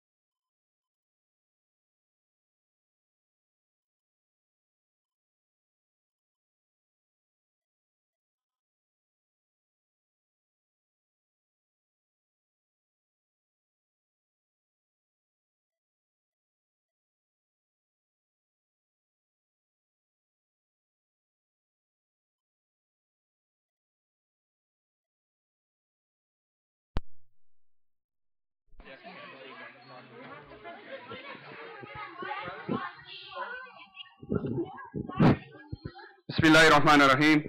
If all the brothers and sisters now could come back into the rooms, the brothers could come back into the masjid. Inshallah, we have one more program before the fiqh of fasting.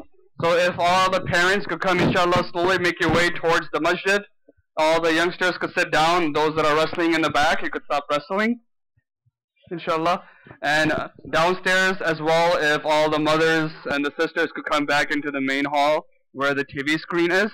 We have one more program before the fiqh of fasting and another one that's after the fiqh of fasting. So we're going to start the lessons of purity. Lesson 3, Maktab boys are going to be doing this. So we want to start as soon as everyone is back. Who's gonna grab the mic? God. Listen, what you touched it. Inshallah, we'll be starting soon. Hello.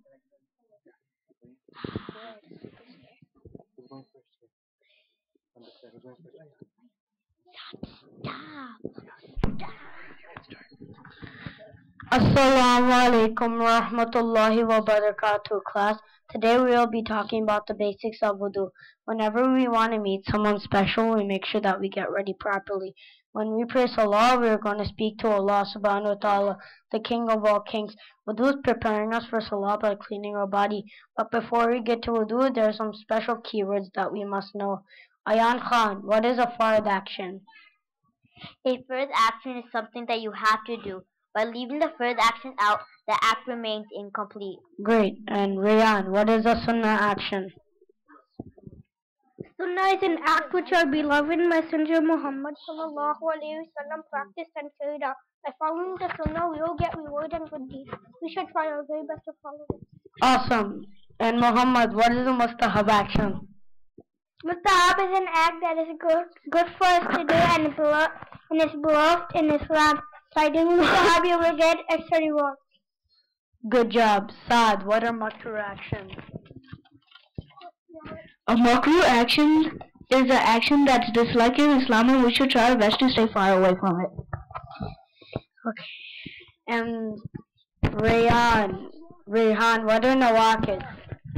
Nawaqid are those actions that break other actions. Yep, and Mubashir, will you please tell everyone how many fara'id are there in wudu and what exactly are they?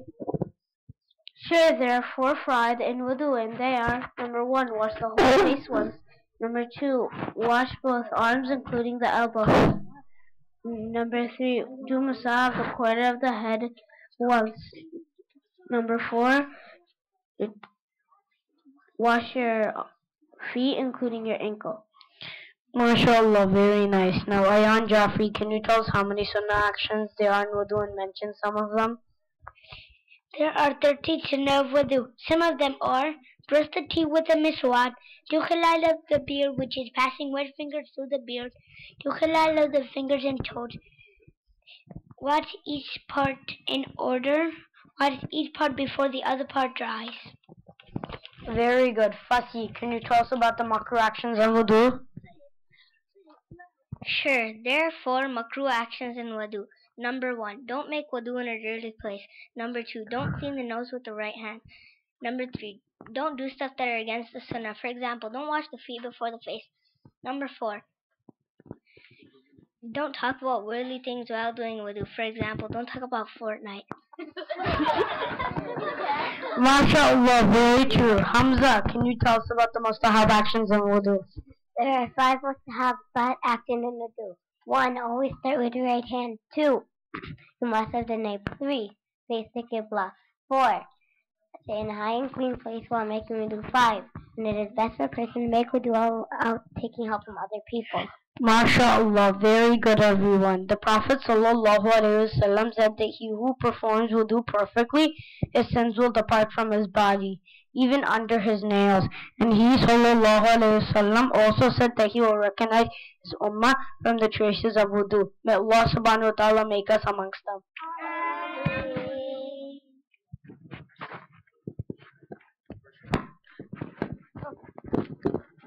MashaAllah. Excellent. MashaAllah, so many mics.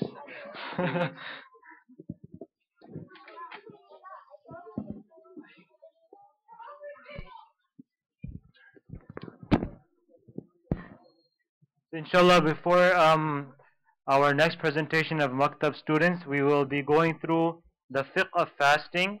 Alhamdulillah, as we mentioned in the beginning, this is also our Ramadan workshop.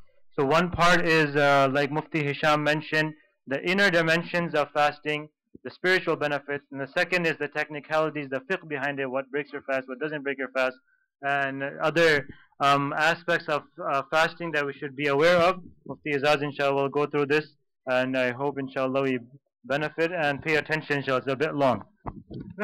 Pay attention.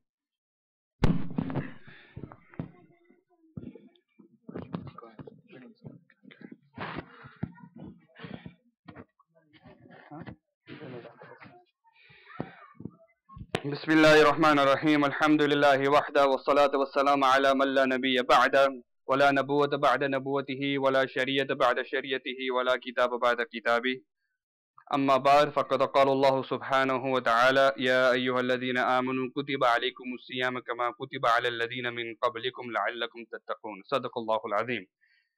Respected brothers and elders and mothers and sisters in Islam, Alhamdulillah, thumma alhamdulillah. First of all, we praise Allah subhanahu wa ta'ala that Allah subhanahu wa ta'ala is allowing us to witness another year with the month of Ramadan closely approaching. First of all, we make dua to Allah subhanahu wa ta'ala that Allah subhanahu wa ta'ala keeps us alive until the day of Ramadan starts, until the month of Ramadan starts. It's a few days away, but it's such a blessed month that the Prophet sallallahu alaihi wasallam and the Sahaba would prepare 6 months ahead for the month of Ramadan to start. 6 months ahead, they'll say, Ramadan is about to start, let us prepare for that month. So we're only a few days away, so our mental preparation, our physical preparation has to be at a different level now. And the example that I give is that if a person who's in school, if he has an examination coming up, we know that those that prepare just a day before the exam, how well they do in the exam. And those that prepare 2-3 months before the main exam comes, their preparation and their results are going to be something different. So the more earlier we start preparing for this month of Ramadan, the better the results are going to be. So one is that physical preparation and the spiritual preparation that Mufti Hisham beautifully explained to us. And another aspect is the knowledge aspect, the intellectual preparation for the month of Ramadan. Allah subhanahu wa ta'ala has made fasting compulsory upon a believer. As Allah subhanahu wa ta'ala says, Ya ayyuhalladhina amanu, O you who believe, kutiba alaykumus siyam. Fasting has been made compulsory upon you, just as it was made compulsory upon the nations before you. And the reason Allah subhanahu wa ta'ala also explains, لَعَلَّكُمْ تَتَّقُونَ, so that you may attain taqwa. That is the ultimate goal, the ultimate purpose of fasting, is that how we could have that Allah consciousness, the taqwa. A translation of taqwa in the English language is not really possible, but a close meaning is God consciousness, or we say Allah consciousness, that we have the fear, the love, we have the dhyan of Allah subhanahu wa ta'ala. That is what taqwa is. So that is the purpose of fasting. But just how fasting is also made farad, compulsory upon us, similarly the knowledge of fasting has also become farad. The Prophet sallallahu alaihi wasallam in a sahih narration, he says that talabul ilmi faridatun ala kulli muslim. To attain, to gain knowledge is farad. The word the Prophet uses is not nafil or sunnah. He says talabul ilm faridah. It's a farad. Faridatun ala kulli muslim, on every single Muslim. So what is the meaning of this hadith? The meaning of this hadith is not that everyone should enroll in a madrasa for 10 years and become a scholar. That's very difficult. We have to move on with our lives. We have to earn. The world must continue, right? So what does it mean that every individual is incumbent upon them to acquire knowledge? The meaning of the hadith is that whatever injunction of Allah subhanahu wa ta'ala, whatever command of Allah subhanahu wa ta'ala is due upon you, the knowledge of the command is also due upon you. So let's say a child becomes baligh. Now he or she has to perform Salah. Salah is mandatory upon a person becomes baligh. Just how to perform Salah is farad, the method, how to perform Salah. The knowledge of Salah also becomes farad. Because it's not possible to perform Salah without knowing how to perform Salah. If someone has wealth and health, and they have now Hajj becomes farad upon them. Not only does Hajj become farad upon them, the knowledge of Hajj also now becomes farad upon them. The knowledge of Hajj becomes farad, means they will be questioned on the day of Qiyamah, that this so-and-so act became farad upon you, why did you not acquire knowledge for that act? Because that also became farad upon you. That also became. So now, the month of Ramadan, a few days away, fasting will become farad upon us. As soon as the break of dawn happens, we will have to stop eating and drinking and having relationships until the sun completely sets. That is what we call the fast. But not only is fast farad upon us, the knowledge of fast also become farad upon us. So this is why it is necessary every year we come and we learn about our fast. Not just the spiritual aspect, but also the legal aspect. So first of all, we need to learn, what does fast mean? So the legal definition of fast is هو الإمساك نهارا عن إدخال شيء عمدا أو خطأ بطنا أو ما له حكم الباطن وعن شهوة الفرج بنية من أهله. That it is to abstain from true dawn, because there's a false dawn and a true dawn, we'll explain that. So to abstain from the true dawn until sunset, from what? From entering anything deliberately or by mistake. And we're going to discuss what does it mean by mistake. Into the stomach, and that which is in the ruling of the stomach, and to abstain from sexual gratification with intention for a person able to make this intention.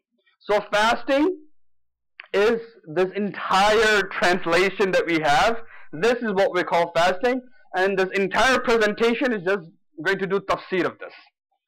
This entire presentation is just going to explain what this two verses or two lines of Arabic mean. That's why we have this presentation. So first of all, when does fast become compulsory? Who is obligated to fast? Number one, when you cite the new moon. If the moon of Ramadan is not cited, fasting is not farad.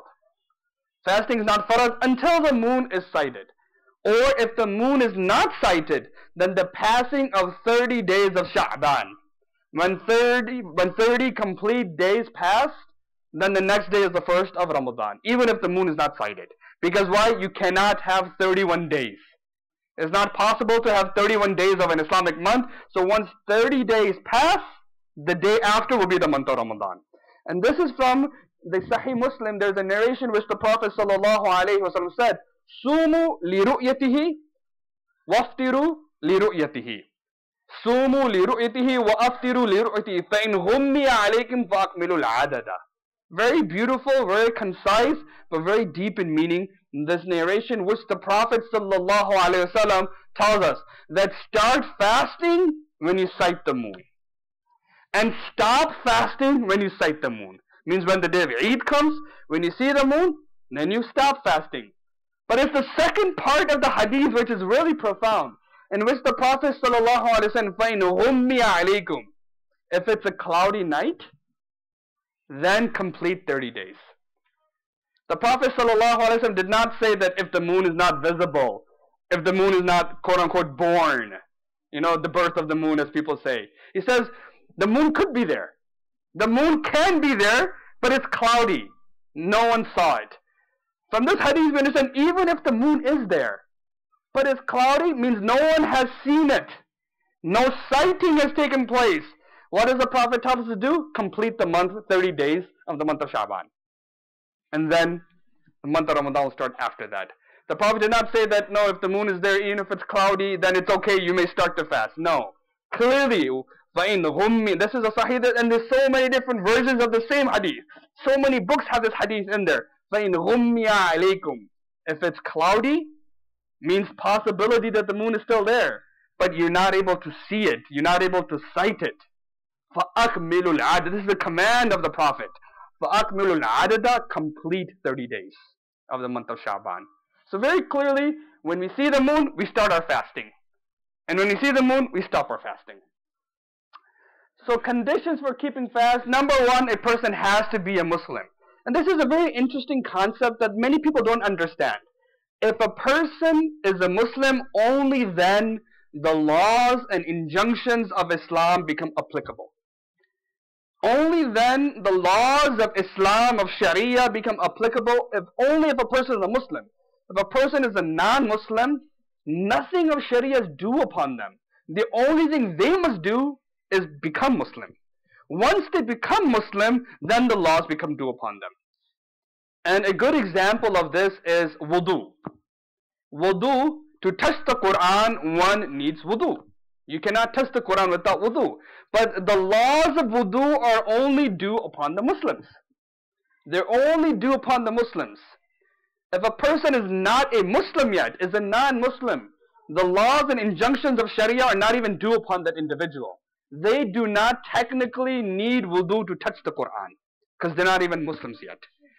They only become due upon them once they come in the fold of Islam. Okay? So similarly, fasting becomes due upon an individual once they become a Muslim. Once they become a Muslim, now that's why when a person becomes a Muslim, let's say at the age of 50, do they have to make up all the fast they missed while they were non-Muslim? No. They will start a clean state from the time they become a Muslim. They have no salats to make up, they have no fast to make up, they have no zakat to make up. They accepted Islam at the age of 50, now it becomes due upon them. Okay? So number one is you have to be a Muslim. Number two is you have to be baligh, mature. Now we're not talking about the psychological maturity that even at the age of 25 some people don't have. Okay? We're talking about the Islamic concept of maturity, that they become baligh. So once they become baligh, fasting becomes due upon them. Until they're not baligh, fasting is not due upon them. So if a child is 9 years old, they want to fast. Okay, but as parents, look after their health. These are 16 hours fast we're making the young child of 9 years old to do. If they're able to do it, good, but once you feel like they're getting sick, they're losing, they feel dehydrated, you could make them break their fast, because it's not even due upon them yet. This way they could keep half-day fast, they say khatu pito roju, that they're eating and also fasting at the same time. So they're having lunch, but they have roza. Okay? So kids could do that. They could do that. But once they become baligh, once they become mature, now they don't have a choice. They have to fast. There is no excuse for missing a fast except if a person is sick or if a person is traveling. Sickness and traveling are the only two excuses. If you have an exam coming up, that's not an excuse not to fast. I'm sorry, I got my finals coming up. Can I miss my fast? This is a question I get all the time. I got my MCAT coming up. And can I not fast because I might not be able to do well? I'm sorry, but that exam of fasting, which you're going to have to give results on the day of Qiyamah, that's more important than any exam of the world. That's more important than any exam of the world. So for any worldly reasons, for business meetings, for examinations, for studies, you cannot miss the fast. Yes, if it's going to physically affect a person of old age or they're weak and they're not able to fast, and we're going to discuss that inshallah, what's the method to do that. And the third one is a person has to be sane, has to be aqil, must have intellect. Means if they're not mentally capable, they have mental deficiencies, then the laws of Islam are not due upon the person either. So a condition for the validity of the fast. So one is whose fast, a condition for keeping the fast, as one is the validity of the fast. Number two is you have to have intention. The difference between staying hungry and ibadah is intention. The difference between stretching your knees and your back and salah is the intention. If a person does the movements of salah, he bows down and goes to sajda, but he never had intention of salah, we don't call that salah. He just did some movements. Similarly, if a person stays hungry from true dawn all the way to sunset, but they never had intention, the fast will not count. They just stayed hungry. So intention is a condition for the fast to become even valid. Without that, it's not even valid. And number two, the woman must be free from menstrual cycle and from postnatal bleeding. Means if they're in their days, it's not even valid for them. Even if they stay hungry, it doesn't count. Their intention itself won't count in this situation. So what are the pillars of fasting? What consists of a fast? Number one is to abstain from eating. And we're going to discuss what constitutes as eating. Number 2, abstain from drinking. And number 3 is abstain from any type of sexual gratification, and we'll talk that. And now, a lot of times, many of the adults feel like, wait, this is a masjid, we shouldn't be discussing these sensitive issues. But there is no haya when it comes to knowledge. Yes, there's a way to present that knowledge, but knowledge is knowledge. The Prophet ﷺ spoke about these matters to the public. He taught these matters to the public. Why? Because this is ilm. And the way to learn knowledge, you have to sometimes be very clear. There mustn't be any type of ambiguity, any type of confusion. So you must be very clear that, okay, does this break my fast or not? And the Prophet ﷺ was very clear on these matters as well. So that's why certain topics we will discuss, we'll try to do it in a very mature manner, but this is necessary for knowledge. That's why 2 people will never gain knowledge. Two individuals will never, this is I think the statement of Ibn Mubarak, Abdullah bin Mubarak, he says 2 individuals never gain knowledge. One is a proud person and second is a shy person. The proud person says, why should I ask? I know everything. I don't need to go by anyone. So because of his prideness, he's never going to go and learn by someone. So his pride became a barrier between him and knowledge. And second is a shy person. I'm too shy to ask. I'm too shy to go to the scholar and ask his questions. It's embarrassing. And because of the shyness, they don't ask, and they also, so the shyness becomes a barrier for the knowledge. So 2 individuals, a proud and a shy person, will never gain knowledge. Last thing to keep in mind, that this entire field of fasting and fiqh is based on principles, not on emotions. So we're going to talk about this. So what does it mean? Principles. Now we're going to talk about, because this is more of a workshop, a seminar. So I want everyone to pay attention, because I don't want just to give you an answer, yes and no. This breaks this, and yeah, we'll do that as well. But I want you to actually understand it. Because I say fiqh is only fiqh if it makes sense to you. If it doesn't make sense to you, then it's not fiqh. It must make sense rationally that, it makes sense why my fast breaks is over here, or why my salat breaks, or why my wudu breaks. There is a principle for all this. That's how fiqh should be understood. So the principle of breaking a fast is a substance from the outside entering into the body. So what we're going to concentrate in this workshop is number 1, how it enters the body, which method it enters the body. Number 2, where did it end up in? And the second thing is to have sexual relationship. We'll talk about that slightly as well. But again, based on principles, not on emotions. So if someone says that, you know what, I didn't mean to eat, means that I knew I was fasting, but I accidentally, something went down my throat. Well, it doesn't matter. As long as something went down your throat while you were conscious that you were fasting, it still breaks it. Because the principle is found. Once the principle is found, and we're going to talk about forgetfulness versus mistake. We'll talk about that as well, inshallah. So that's why we're going to concentrate on principles.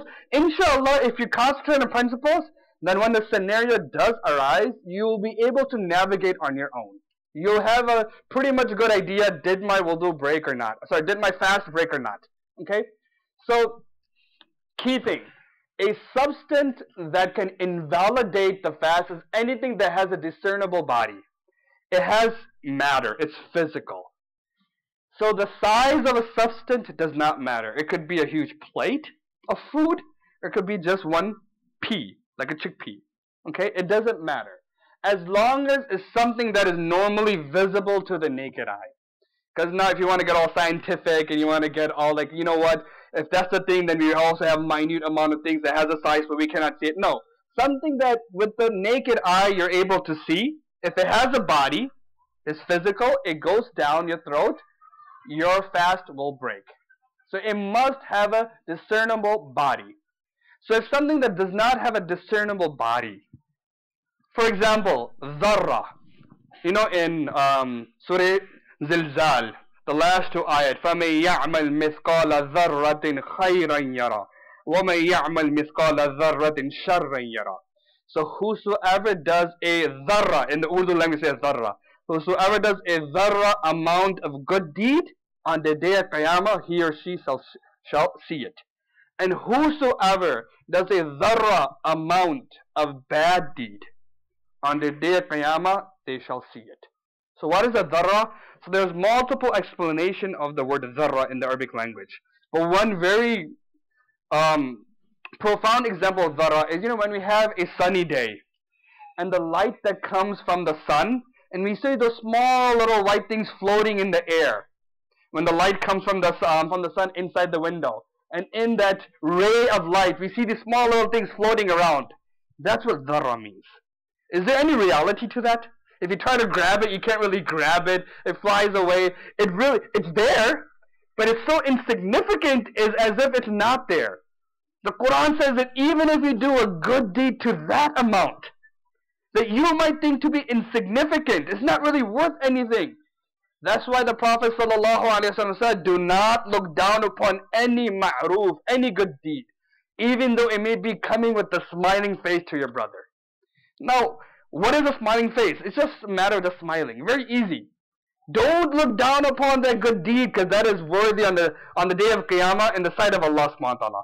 So even if you do something that you might think to be mundane, to be something insignificant, but it's good in Sharia, good in Islam, on the day of Qiyamah you'll see that wow, even that is counted.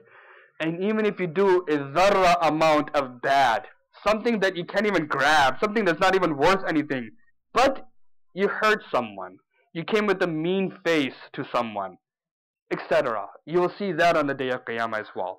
The reason I'm saying this, that the dharra, if someone says that, oh, a dharra went into my mouth, my fast broke. No, because that does not have a discernible body. It's not something that you could really see, you could grab. You know, what we normally consider to be of a visible body, that is what matters. So, that's one usul, one principle keep in mind. The size of the substance is of no immediate consideration as long as something that is normally visible. Number two, it is of no consequence whether or not the substance has nutritional or medicinal value.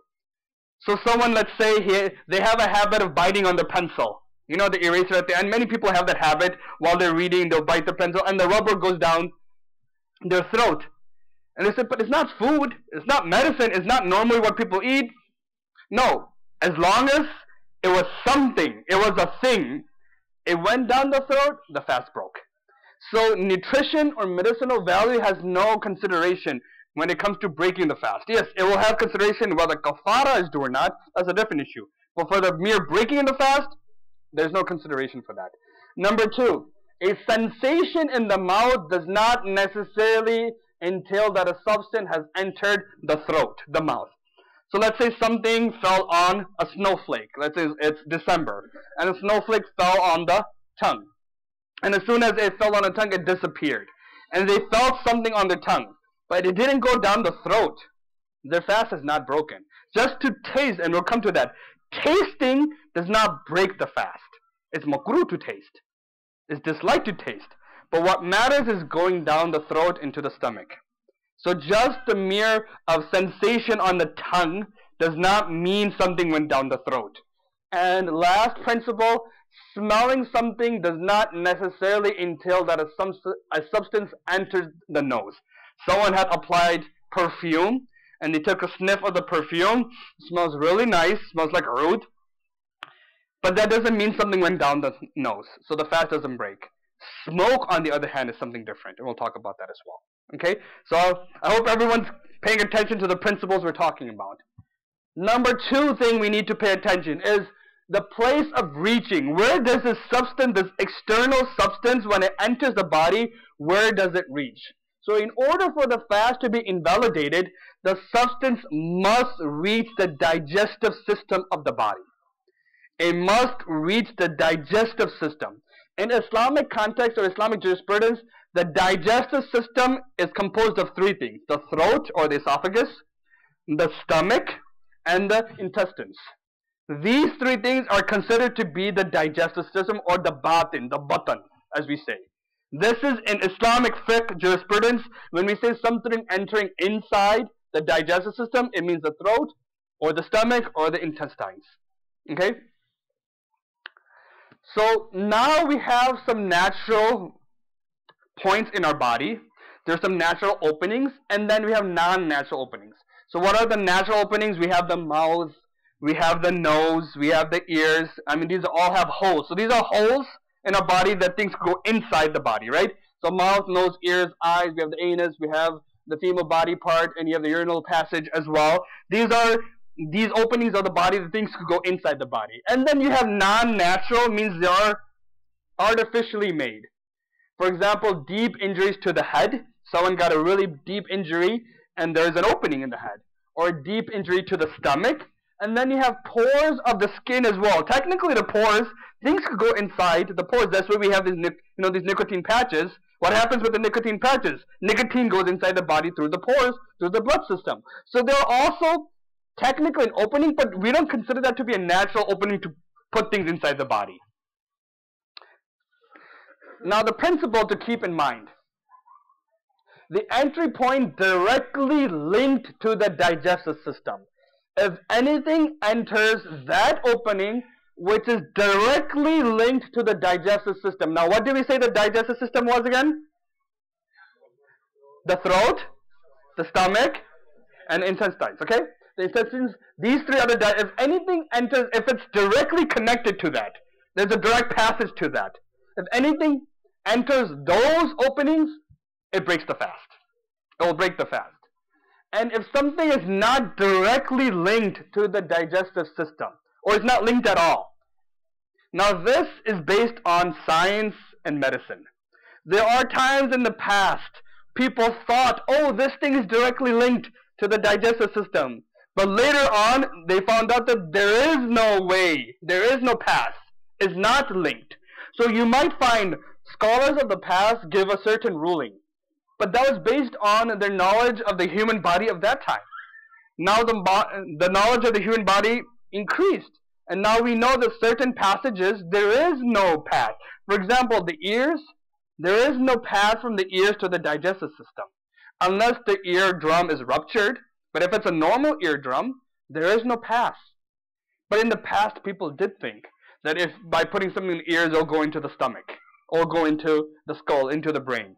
But now we know that there is no passage from the ear to the digestive system. So that's why in the old classical books, you might find a ruling saying that if you put medicine in the ears, your fast breaks.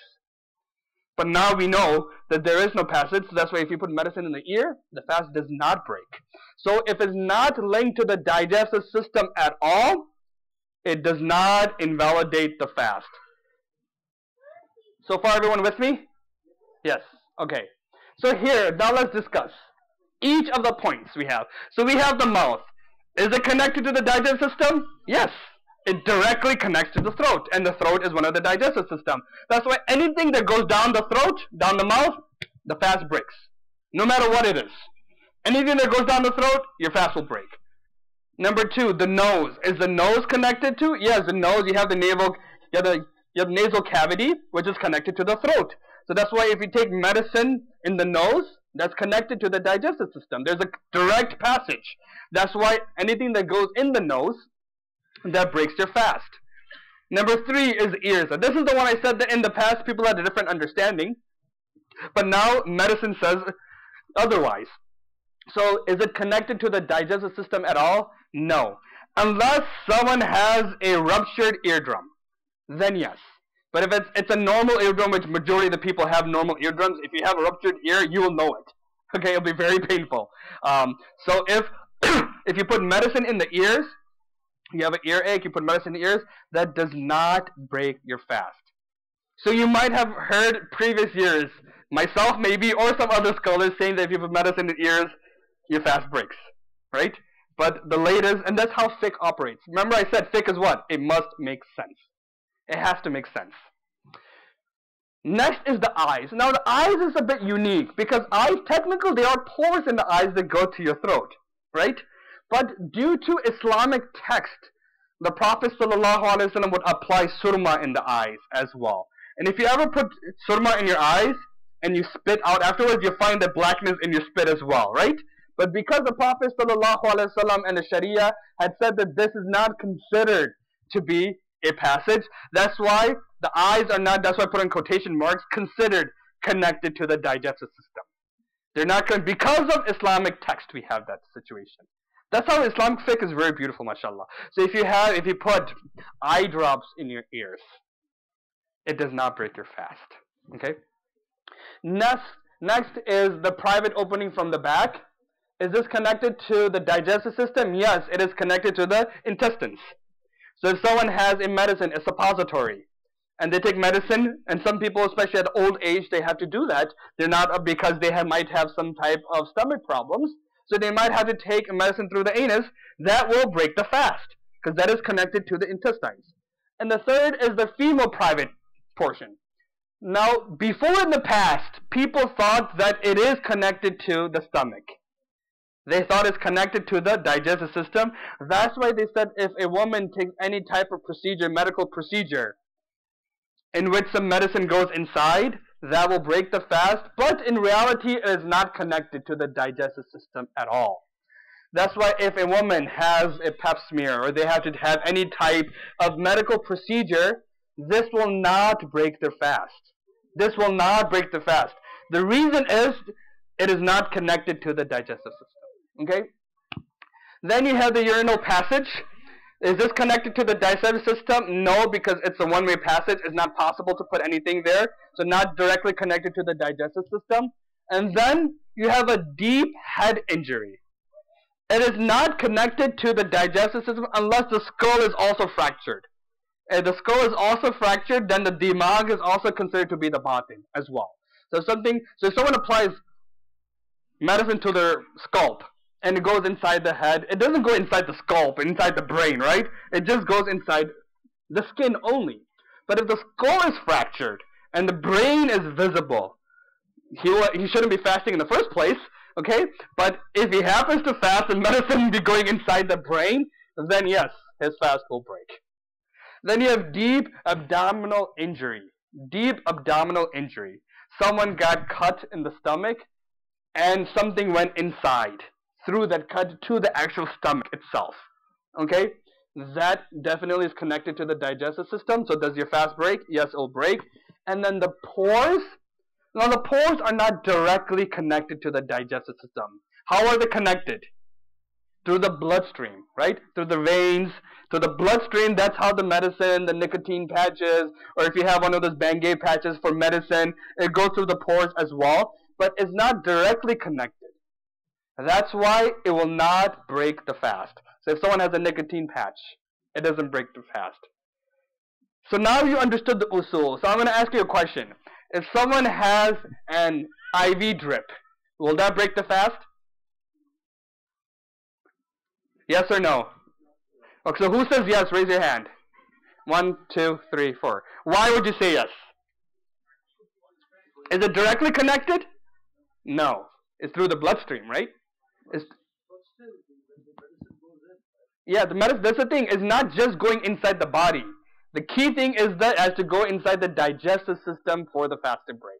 So if something goes, for example, someone got injured, they got scraped, and a pebble went inside the skin.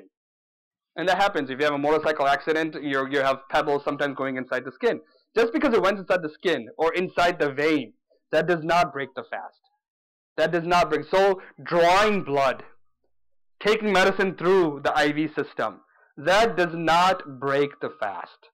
But if someone is using that to cheat Sharia, they want to get food through the IV, because why they want to get energy to play basketball or something like that, then it's makruh, because why? Now you're going against the spirit. But we're talking about technicalities, validity, whether the fast is still valid, or is it broken? So that's why IV strips do not break the fast.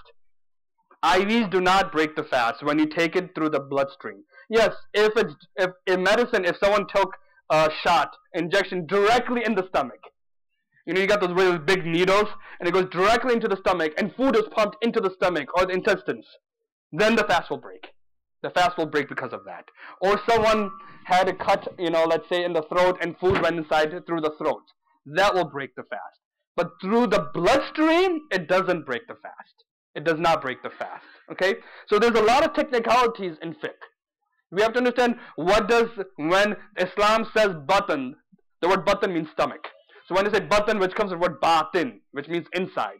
So when Sharia says batan, batin, what does it mean? Does it just mean technically anything that's underneath the skin? No. It doesn't mean anything that's underneath the skin. It means your inside system, which is your digestive system, which you normally eat, your food gets digested, etc. That is what is meant by something that's entering inside the body. So now we'll talk about things that are excused. Now Sharia or Islam is a very practical religion. It's a very practical, that's how beautiful it is. And it understands human emotions, human weaknesses, understands what is difficult to abstain from. It keeps all these things into consideration. So there are certain things that are excused. Number one is forgetfulness. So what does forgetfulness mean? Forgetfulness means that someone forgot that they were fasting. And this usually happens on the first few days of Ramadan. Especially if you have a habit of drinking water from the water fountain. So you're walking to your cubicle, let's say at work, and they drink fountain, you also just take a sip and sit down. If you have a habit of doing that, the first day of Ramadan you might do that, because why? You subconsciously just do it.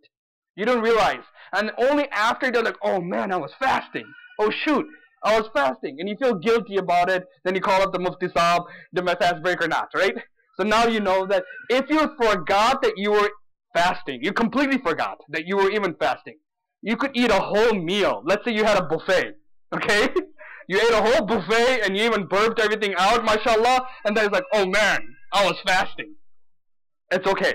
You're still fasting. You're still fasting, okay? So if you forget that you're fasting and you ate, and this is from the Prophet sallallahu alaihi wasallam, from the Hadith of the Prophet sallallahu alaihi wasallam. But the Prophet sallallahu alaihi wasallam said, "The man nasiya, whosoever forgot that he was fasting and he ate, it was Allah that was feeding him and giving him to drink." You know? So if you forgot that you're fasting, then your fast is break. However, if you knew you were fasting, means you were consciousness. You had consciousness that this is the first of Ramadan, the second of Ramadan. I'm in the state of fasting. But by mistake, food goes down or water goes down. A good example is when you do wudu. When you do wudu, some people do wudu and you're supposed to gargle. Let's say you knew you were fasting and while gargling, some water went down the throat. You were aware that you're fasting, but did you purposely take the water down? No. It was a mistake. It was a mistake. Because it was a mistake, inshallah, no sin will be due. There will be no sin. But does the fast break? Yes, the fast still breaks. The fast will break. Okay? So you have to make qada of it. Will you be sinful for that? You didn't purposely break it. Similarly, if someone, let's say, forced you to break it. There are Muslims in China. They're forced to eat in the month of Ramadan. They want to fast, but they're physically forced to eat. So let's say someone comes up, puts a gun next to your head and said, eat this, or else I'm going to kill you. You're fasting. You don't want to do it, but you did it. Will you be sinful? No. Will your fast break? Yes. You'll have to make it up after Ramadan, inshallah. Okay? So mistake is different from forgetting. Forgetting is when you forgot you totally are in the state of fasting. Mistake means that you know you're fasting, but by mistake you broke your fast. By mistake you broke it. Okay? Number 2, food stuck between the teeth and that's less than a chickpea. Now, it'll be good if everyone brushed right before the time of dawn and there's no food left in the mouth, but let's say you're eating till the last minute. Don't do that, but you're eating till the last minute. Okay? And now you have some food stuck inside your mouth. Sometimes between your teeth, it might be a piece of meat or a piece of, vegetable. And now that goes down your throat while the fast already started. That does not break your fast. Because that much is excused. Because that was difficult for people to avoid. Yes, if it's more than a chickpea. So you have food lodged in your teeth. If you were to collect all the food is equal to a chickpea. Then you should go see a dentist. Okay? Because you shouldn't have that big of holes in your teeth anyway. But if you have that big of holes in your teeth and that much food now goes down your throat, then your fast will break. So you should spit that out, not take it in. Number 3, very small substance that enters into the mouth. Remember I said dharra? Dharra, something that happens to go down. Or things that are unavoidable. You did wudu and you spit out the water from gargling. Now there's some moisture. You don't have to sit there and try to dry your mouth and spit everything out. There's going to be some water remaining, some drops remaining. If that goes down the throat, that's unavoidable. That does not break your fast. Same way with mucus. Mucus that's in your mouth or in your nose. You have sinus, let's say, and it happens to go down the nasal cavity down to your throat. That doesn't. You have postnasal dripping. That doesn't break your fast. Saliva. Even if someone collects saliva, I don't know why they would do that, but let's say someone collected the saliva in the mouth and then it gulped it down. That still won't break the fast. Okay? Bugs. Let's say you're riding a motorcycle and your mouth is open and bug happens to go down your throat. I think of scenarios that make sense, like why would a bug go down someone's mouth? So we have to think, that's what we do in fiqh. We think of scenarios where this would actually exist. Okay, so someone is riding a motorcycle, his mouth was slightly open, and a fly went in his mouth. His fast is not broken. Okay, dust. There's a dust storm, and dust happens to go down your throat. It doesn't break your fast. And smoke without purposely inhaling it. So let's say people are smoking, and you're walking past them. Obviously, if you're walking past them and you're breathing normally, some of that smoke is going to go down your nose and down your throat. Did you purposely do it? No. So that smoke does not break your fast because it's unavoidable. But if you purposely take it in, you take it in. Or let's say someone is cooking and there's a nice stew that's on the stove. The soup is being, and there's nice aroma and the steam is coming up and you put your nose and you took it. That will break your fast. That smoke will break your fast. Okay, the steam will break your fast. So if it's purposely inhaled, then yes, you deliberately, that's not unavoidable. That was avoidable. What is unavoidable? You're in an area, let's say you're in China where the pollution is so much there and there's a lot of, pollution there. You can't avoid that, right? So that which is unavoidable, that does not break your fast. Sharia, that much is excused in Islam. What is not an excuse? Mistakes. Remember, you know you're fasting, but by accident the water trickles down your throat. Fast will break.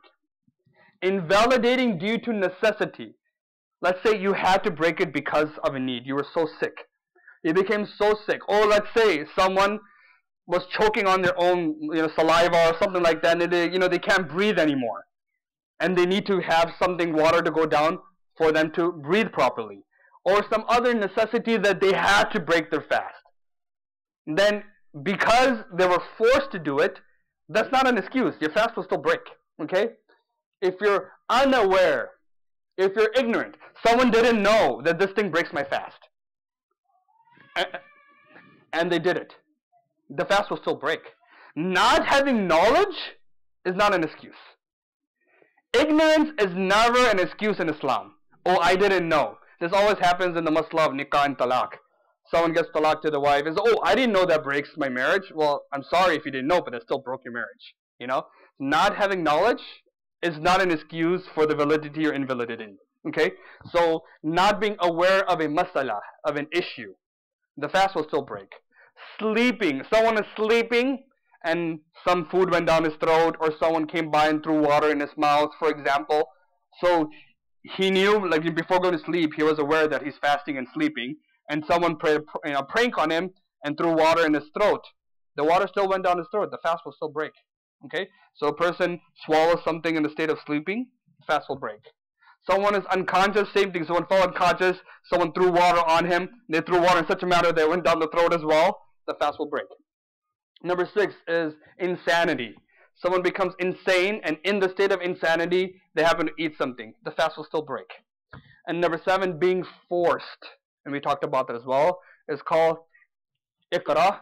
So if someone is mukrah, someone is forced to break the fast will still break.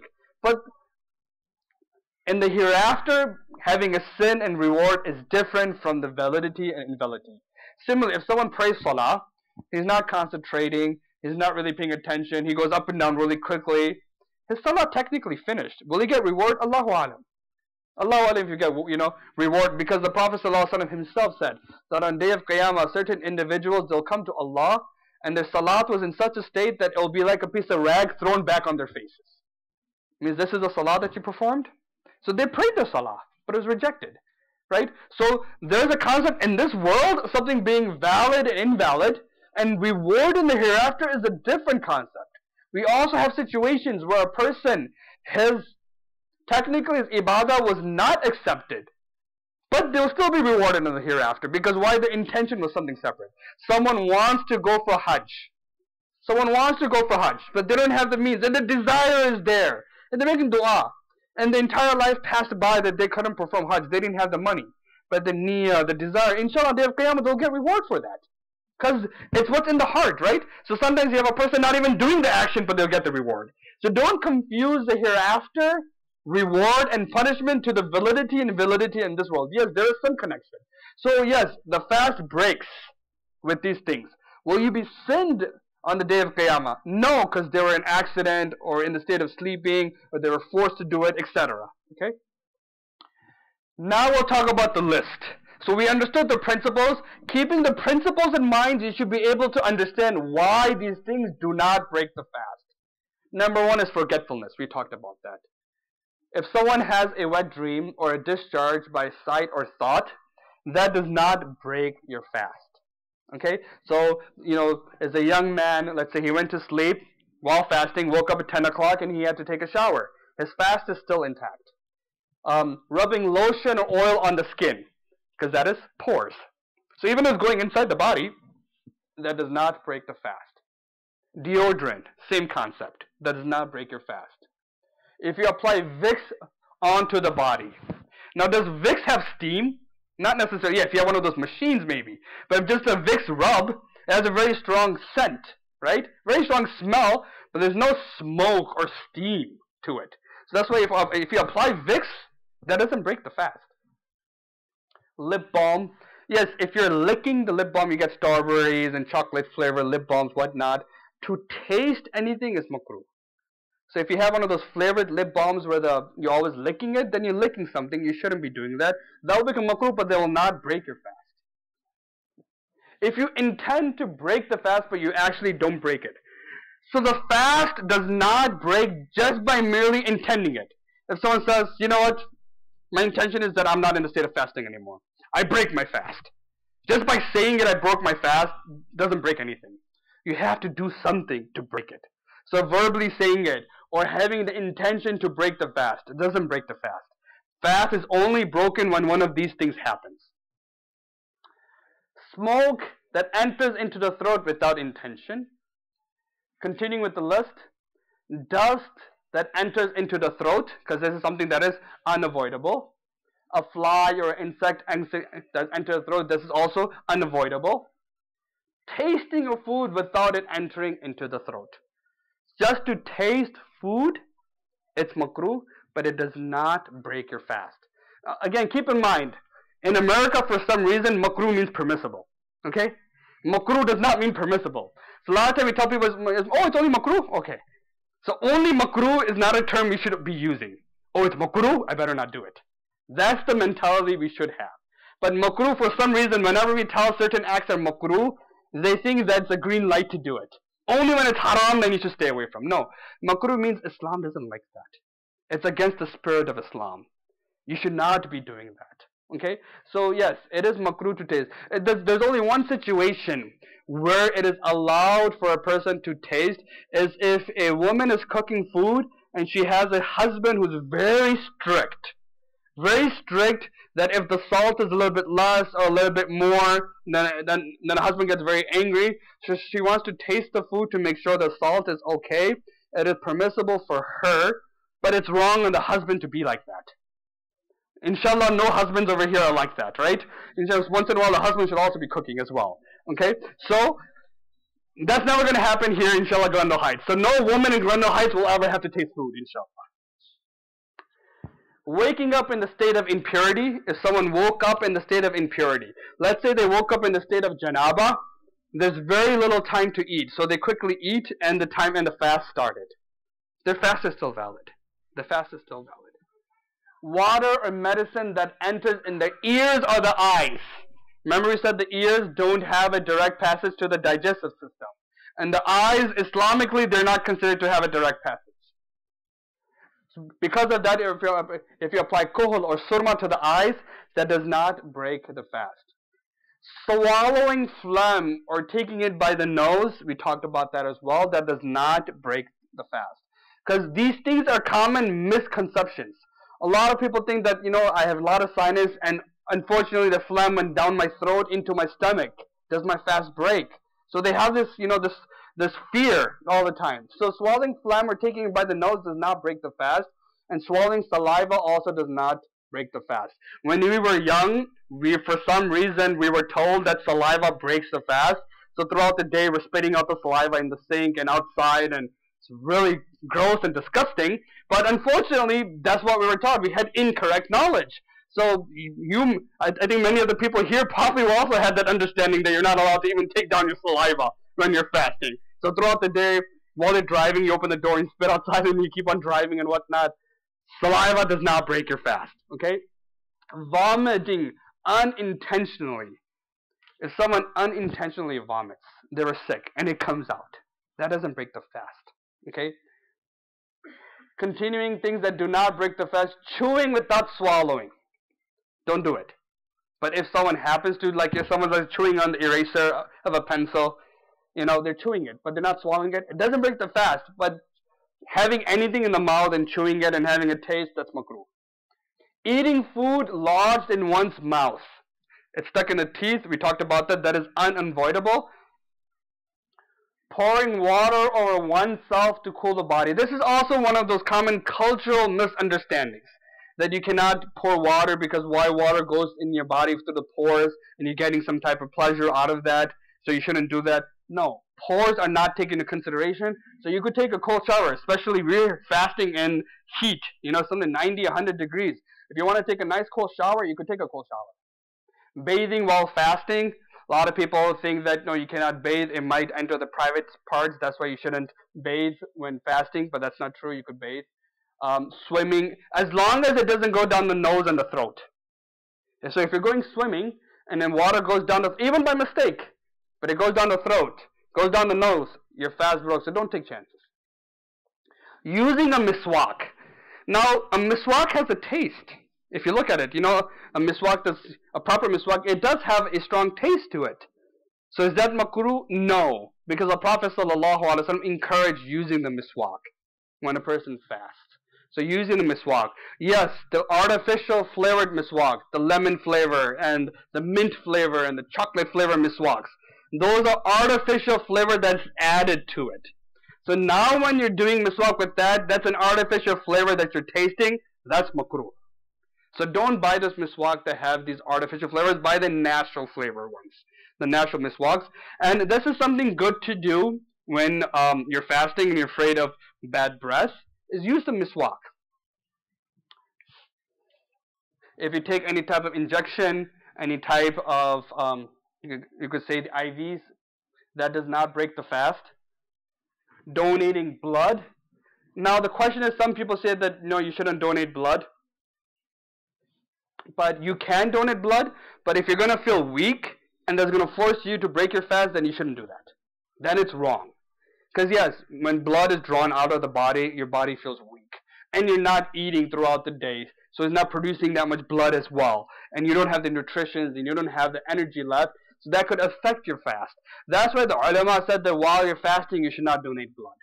Because your fast is more important. Yes, donating blood is a very good thing. You should do it, right? But don't do it, especially when you're fasting 16 hours. Okay? For some reason, I have the word injection twice, so don't do that. Extracting blood. Blood tests. Let's say someone has diabetes and they need to, test their blood. So they're going to poke their hand and put it on the machine to see the blood level. That blood test that they're doing, that doesn't break your fast. Also, nicotine patches, pain patches, because they go through your pores, that don't break your fast. And the coming out of madhi, that also does not break your fast as well. If your gums are bleeding, they also do not break your fast. Yes, if you're taking water with it and then the water itself goes down, that's a different issue. So you could see the list that do not break the fast is very long. There are more things that do not break the fast than break fast. If you do acupuncture, if you're into the Chinese medicine or if you're into the Eastern medicine, you do acupuncture, that doesn't break your fast. Contact lens, this is a question that I've been asked as well. So does contact lens break your fast? No, it does not. Makeup, women ask this question. Hopefully men do not ask this question. That if you apply makeup, does it break your fast? Backbiting. This is a very common mistake because backbiting in Islam is equated to what? Anyone? Eating the flesh of your dead brother, right? Eating the flesh of your dead brother. So that misunderstanding comes that, wait, if I'm eating flesh, then my fast must be broken, right?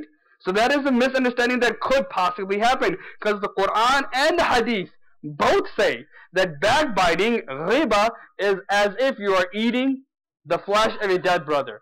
But it's not actually eating the flesh of your dead brother. That's why it doesn't break. Yes, the ruhaniya, the spirituality, the virtue of fasting goes away when you're involved in sins. If you have a vaginal examination, that also does not break your fast. Now, the list of things that break the fast, and kafara is also necessary. And I'll explain what kafara means. So deliberately, each word over here is specifically put in. Deliberately eating or drinking that which is in a form of nourishment or medicine. There's nothing extra in that definition. So if it's not deliberately done, meaning it's done by mistake. Someone by mistake takes food down. Only one fast is due, kafara is not due. Kafara is not due. Similarly, if someone eats or drinks something that is not normal food or medicine, let's say a pebble goes down the throat, then that's not a means of nourishment or medicine. So that's why kafara will not be due, but the fast will break. Only one fast will be due. It's only when you eat something purposely, and that's something which is normal food and drink. So much so that if someone eats raw rice, kacha chawal, raw rice, that's not normal food people eat. People normally cook it, right? So someone eats raw rice, that also will not mean kafara is due. Only a qada will be due. And also having relationship with the spouse, that will also make kafara necessary. So what is kafara? Kafara is fasting for 2 consecutive months, or feeding 60 people 2 meals. So if you have the strength to fast, you must fast. You have to fast. And it must be 60 days continuously. Means if you happen to miss one day, let's say that 58 days finished, and then you missed one day, you have to start the entire 60 again. You have to start the entire 60 again. And the day of Eid cannot come in between. Just one fasting. Yes, if someone missed multiple fasts, then the one kafara will suffice for multiple fasts. So let's say someone broke their 1st of Ramadan, and the 5th of Ramadan, and the 20th of Ramadan. 3 fasts they deliberately broke. Why they did it? For whatever reason, but they did it. They didn't care and they broke it. They have to be kafara. That one kafara will have tadakhul, the term in Arabic is tadakhul, that it will encompass all 3 of those fasts. Even previous Ramadan's fast, you could do one kafara to make up for previous Ramadans as well. However, this one kafara will not suffice for future broken fast. So someone does kafara for 60 days, and then 2 years later, they break the fast purposely and say, 2 years ago I made kafara, that's sufficient. No. Kafara is good for the past, not for the future. Okay? So this is tough. You don't want to do this. Okay? So, and this is from the Quran. You have to fast. This is from the Hadith of the Prophet ﷺ. You have to fast if you have. So some people say, I cannot do that. In the summer, 16 hours, 60 days. Well, you have winter. Do it in the winter. But you have to do it. Okay? You have to. Only when someone is physically not able, whether it be in the summer or in the winter, they just don't have the physical strength to do it. They're sick. They're diabetic, for example. They didn't have diabetes before.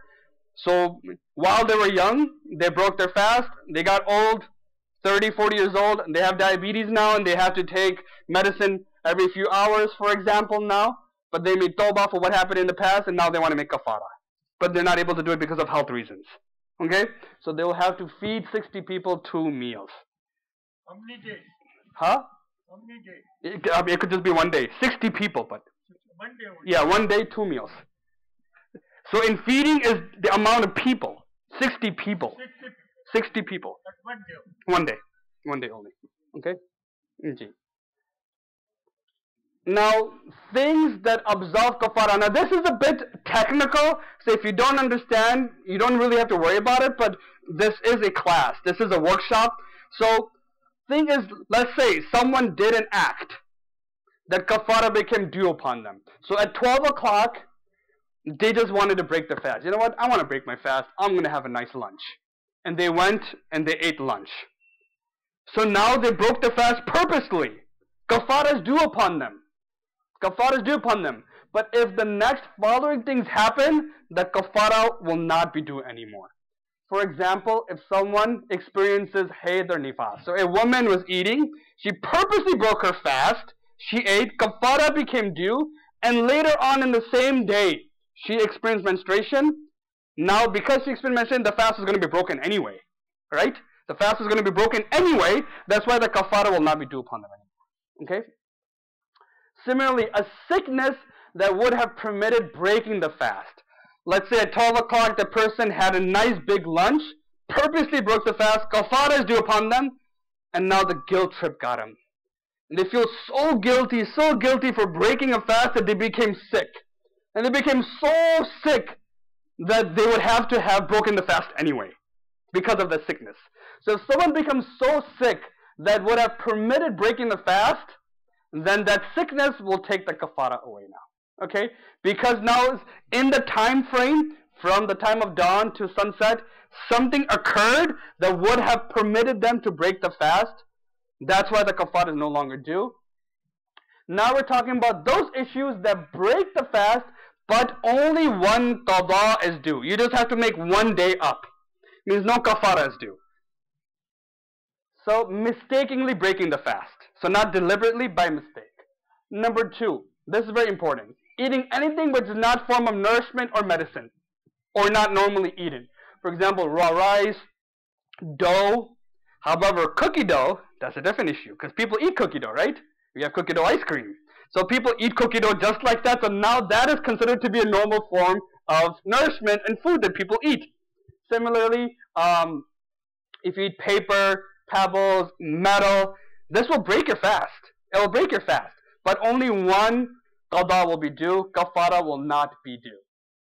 Number 2, suppositories. Taking medicine from the private parts, the private back part, that will break the fast, but that's not a normal method of taking nourishment. That's why they'll not break the, kafara will not be due, it will just break the fast. Medicine taken through the nose, that's also not a normal way people take nourishment. Okay? People normally eat. Forced to break the fast. Water going down the throat while sleeping. Someone sleeping outside in the subcontinent, India, Pakistan, Bangladesh, Sri Lanka, and even the Arab worlds, people sleep on the roof sometimes. If it's a nice wind blowing, they'll sleep on the roof. So let's say they're sleeping on the roof and then it started to rain. And the water went down the throat. Okay? So while sleeping, water went down the throat. Fast broke. But only one qada will be due. Intentionally swallowing vomit. If they purposely swallowed the vomit, that's not a form of nourishment or medicine that's normally taken. But since they purposely took it down, that's why the fast will break. Now the next one is interesting because this applies to America all the time. Eating thinking is still time for suhoor. Let's say they put the alarm clock or they put the clock on and the battery died in the middle of the night. So they woke up thinking that, you know what, it's only 2 o'clock. And they're eating the suhoor. And they're done eating it and then they go downstairs to the kitchen and see it's 4 o'clock. I mean the time passed. So they're eating suhoor thinking there's still time for suhoor, but the time had already passed. So it was a mistake. It was a mistake. Does the fast break? Yes, you ate when the time period already started. Okay? So the fast will break, but kafara will not be due because it was a mistake. It wasn't purposely done. Same way, breaking fast thinking the sun has set. So let's say that everyone's in the masjid. It's a cloudy day, so we don't know exactly the sun has set. And we have one of our youngsters, our Maktab students come and he wants to practice the adhan. So before the time, he puts on the mic, Allahu Akbar, Allah, and calls the adhan. Everyone downstairs thinks, oh, it's time to open the fast. It was just a kid practicing adhan. There was still 10 minutes left, and everyone started breaking the fast. So they broke the fast thinking the sun has set, but is not has set. Everyone's fast will break.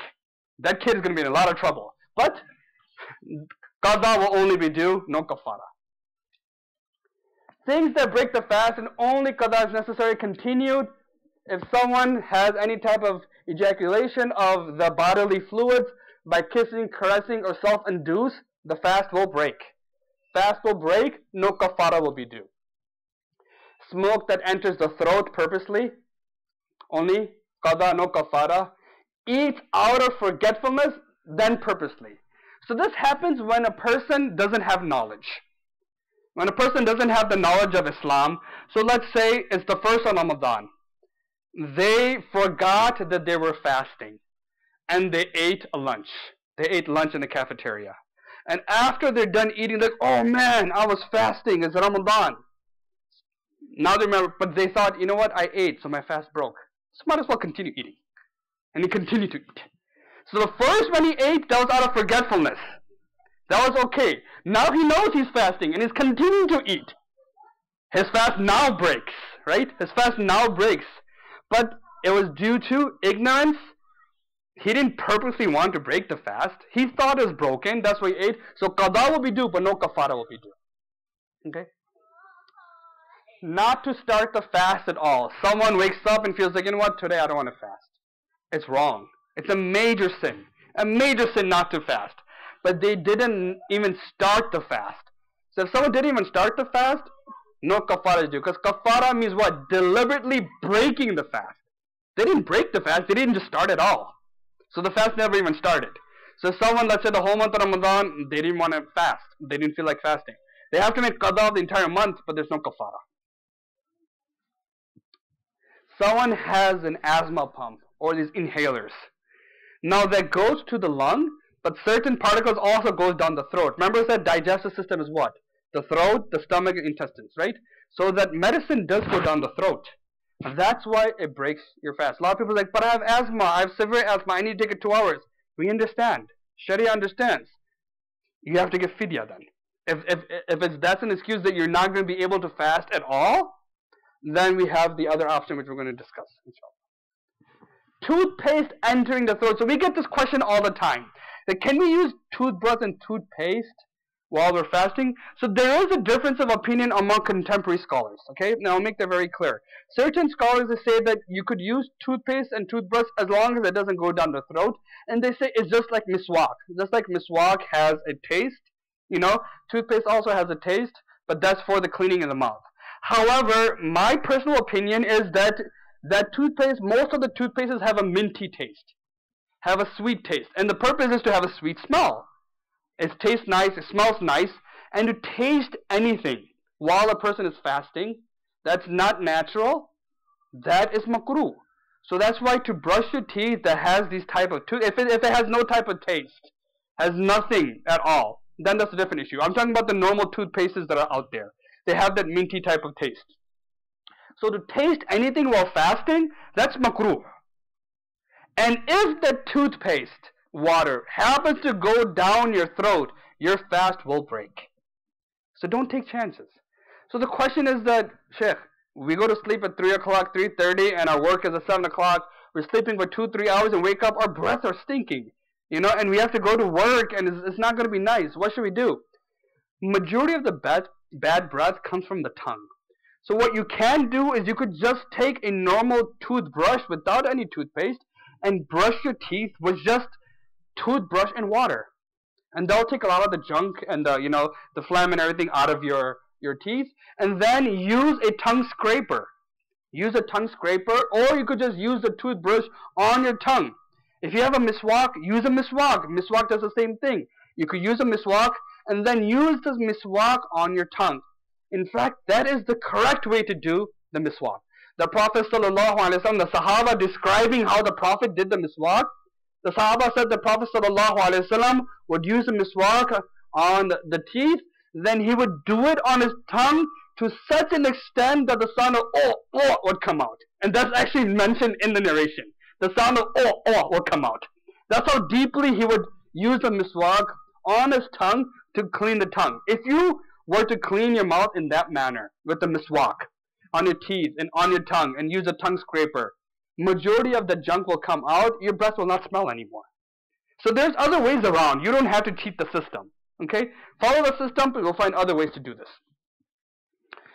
Smoking voluntarily. If you're a chimney, if you're a chain smoker, your fast will break. Okay? So you have to do something in the month of Ramadan. Use nicotine patches if you're addicted to nicotine or something. But you need to fast, and if it's Ramadan or not, you should kick the habit. It's not a good habit to keep. It's harmful for the body. All the ulama say that it's either makruh tahrimi or haram. Okay? So we shouldn't be smoking in the first place. Those that have to remain, now this is also another fiqhi aspect. So now we have to look at, fasting is due upon a person that is baligh, that is a Muslim, and that is sane. So this is what we call someone becoming mukallaf. The word in Arabic is mukallaf, that the laws of Sharia do upon a person. So whenever the laws of Sharia do upon a person, they have to fulfill it. And if they cannot fulfill the conditions, then they have to try to do their best. So for example, a non-Muslim accepts Islam in the middle of the day. So let's say it's 12 o'clock, he comes to the masjid, we say Takbir, Allahu Akbar, and he accepts Islam, okay? So he became Muslim. Now he's a Muslim. The laws of fasting are due upon him now. But since it has to start from dawn, right? He has to start from dawn. And he wasn't able to do that. So technically his fast doesn't count, but he must at least continue the rest of the day as if he was fasting. So he wants to show Allah subhanahu wa ta'ala that yes, this fast does not count, but since the laws are still falling on me, it's still due upon me, that's why for the remainder of the time I will still continue to act as if I was fasting. Similarly, if a woman is in her days, then she's not mukallaf. The laws of fasting do not even fall upon her, because she's experiencing menstruation, so the laws don't even fall upon her. So let's say she becomes pure in the middle of the day. At 12 o'clock she became pure. As soon as she becomes pure, the laws of Sharia now become due upon her. But she cannot fast, complete fast, because she missed the dawn. So she's going to pretend for the rest of the day she's not going to eat and abstain from eating to show Allah that the laws are due upon me, but I'm not able to fulfill all the conditions of starting from the beginning of the day. So the rest of the day I'm not going to eat. Similarly, if someone breaks their fast, let's say they started the fast at 12 o'clock, they broke their fast. Now they broke their fast, but the laws are still due upon the person. So for the rest of the day, they shouldn't eat. They should still abstain from eating. Okay? So a person who breaks his fast, they must continue to remain in the state of fasting, means abstain from food, drink, and intercourse for the rest of the day, as if they're still fasting. Number 2, a woman who becomes pure from her haid nifas. And number 3, a person who becomes mature baligh after the day starts. And number 4, a person who becomes a Muslim after the fasting day starts. So you have to understand why. Before these things happened, the laws were not due upon them. But now they became a Muslim, they became baligh, they became pure. The laws became due upon them, so they'll still try to do it to the best of their ability. Compared to a person, let's say a woman was fasting. She was fasting. And in the middle of the day, her menstruation starts. Now since her day started, the laws are no longer due upon her. That's why it is permissible for her to eat now. So a lot of people say that, wait, but she shouldn't. Yeah, she shouldn't do it in public, right? Because people are going to accuse her that, oh, she's not fasting, why is she doing that? But let's say she wants to eat in the privacy of her kitchen. She's allowed to do that. There is no harm or blame upon that. Because why? The laws are not even due upon her at that moment. Dislike acts while fasting. To taste anything, we talked about that. To chew anything, we talked about that. To have any type of relationship that may lead to relationships, kissing, fondling, a person should abstain from that, that's makruh. To gather saliva and to swallow it to quench one's dry throat or something like that, that's also disliked as well. Now what is mustahab? Remember the students, they were saying what's mustahab, what's makruh? Mustahab means preferable act. To eat suhoor. Many individuals skip this. They said it's okay, my sleep is more important. Even if it's one date. Wake up, eat sahri, and then go back to sleep and wake up for fajr if you want to, But having sahri, there's barakah. You don't want to miss out on the barakah. There's a lot of barakah in eating sahur. So, and also that's a very auspicious time. Du'as are accepted. So to eat sahri. And number 2 is not to delay iftar. Once it's definitely sure the sun has set, it's time for iftar. It's not more piety to fast a little bit longer. You know what? I want to stay fasting for another 15 more minutes, so I'll get more reward. No, it's actually makruh not to break the fast right away. So you shouldn't delay iftar. Valid excuse for missing a fast. If someone is on a journey, if it's a musafir. Someone's on a shar'i musafir. He's traveling more than 48 miles and they're going to be gone for a few days, etc. So if there's a musafir, if they don't fast, they won't be sinful. However, if you're traveling is something that's not going to affect, let's say you're taking a flight from 12 o'clock to 2 o'clock to go to Michigan or something like that. That's not really going to affect your fast. Continue fasting. Because the Quran says that if they fast, that is better for them. So it's more rewarding because the barakah of Ramadan you cannot get outside of Ramadan. So when you are going to make it up, it's going to be outside of Ramadan, right? You're not going to get the same barakah of Ramadan. So if you're traveling but it doesn't affect the fast, continue fasting. But yes, if you're fasting, let's say you're going to China, you know, it's a very long day and you're going with the sun, so the day is going to get very long. So then yes, you're excused from fasting. You're excused from fasting. You'll have to make the qada up later. Number 2, temporary sickness. Someone got sick for 1-2 days and they're able to make it up, then yes, they'll have to make the qada. They don't have to fast. If it's a permanent sickness, we'll talk about that later. Pregnancy, if a woman is pregnant and the doctor who is conscious of Islamic law, they said that your situation is very grave. If you don't have enough nutrition, it's going to affect you and the fetus, then they're excused from fasting. But if it's a normal pregnancy and the doctor said that, you know what, it'll be difficult, but it's not really going to affect the pregnancy at all, they should fast. They should fast. So you should consult, better to consult with the Muslim doctor who has the importance of fasting in mind, how important Ramadan is. Then you have life-threatening hunger or thirst. Someone ate very little for few Ramadans, let's say. It's the 6th day of Ramadan and they didn't eat proper sahri either. And now their body's taking a toll. They're feeling dehydrated. They're feeling unconscious. They're going to fall down. They need to break the fast because their life is in danger now. Okay? Someone is old age. Because of old age, they cannot stay hungry for so long. Or weakness. If someone is feeding a child. So if a mother is, feeding a baby and she fears that if I fast, it's going to affect my milk and affect the child as well. So they could also excuse from fasting and make it up later. So now the last thing is rules pertaining to old age and permanent sicknesses. Old age and permanent sicknesses. Now, this is what you call a Sheikh Fani. Sheikh Fani is not some big sheikh. Sheikh Fani just means that sheikh who is fana. Fana means they're about to perish. They're 1 foot in the grave. Okay? That's called a Sheikh Fani. It means they're at such an old age that there's no reverse. They're at a very grave age. A person who is of such old age that he or she cannot bear to fast, even in the future. This is a rule people don't understand. Yes, there are many old people and sick people that in June, July, they're not able to fast. But you bring them in December, where Maghrib is like 4:20, right?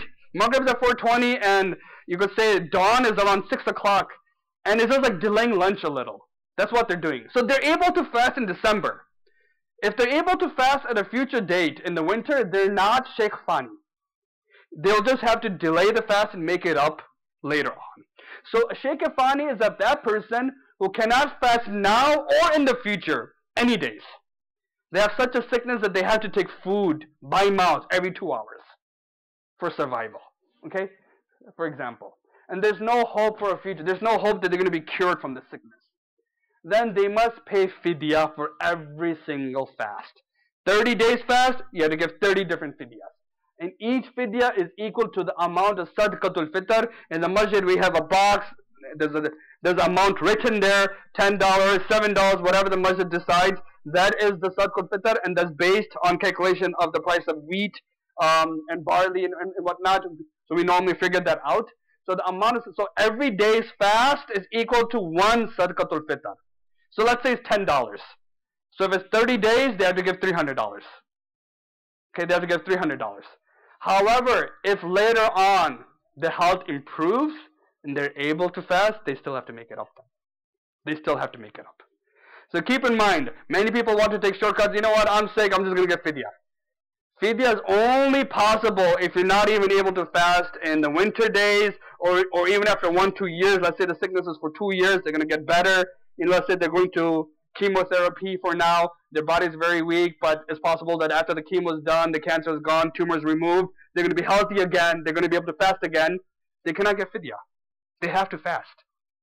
Because fidyah is only when there's no way possible to fast. So may Allah subhanahu wa ta'ala accept everyone's fast and worship. May Allah subhanahu wa ta'ala allow us to fulfill these fasts in the way that Allah subhanahu wa ta'ala wants us to fast. Make it full of nur and barakah.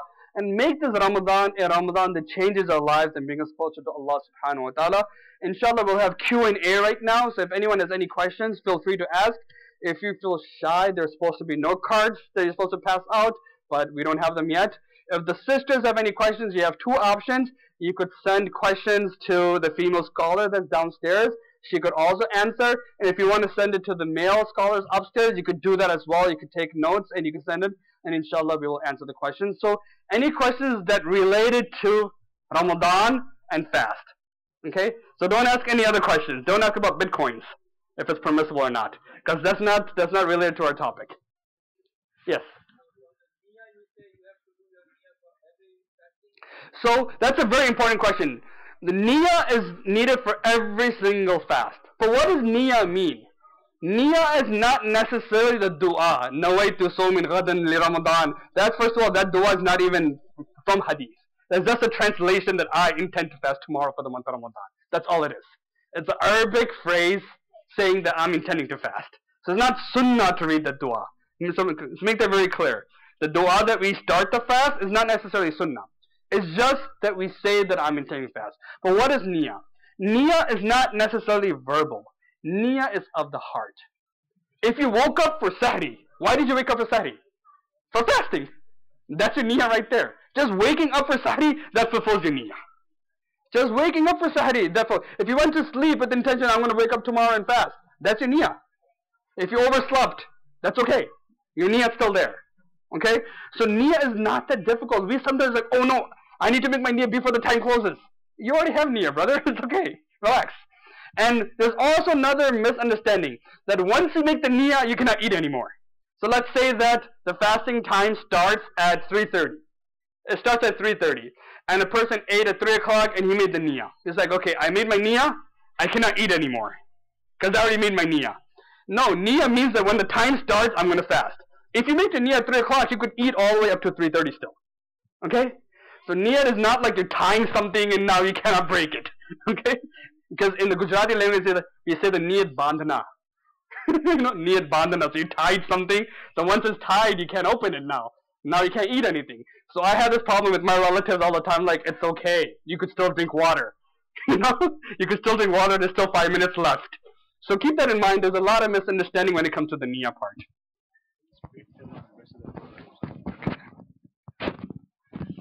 So inshallah, the Q&A goes on for a few more minutes, inshallah. After the Q&A, we have one more presentation from our Maktab students, inshallah.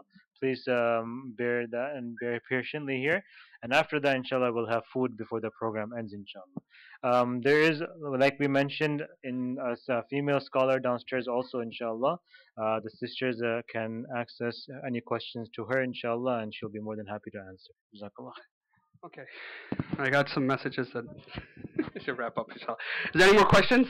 Yes. So let's say the food station at 3:33, and you want to continue until 3:35.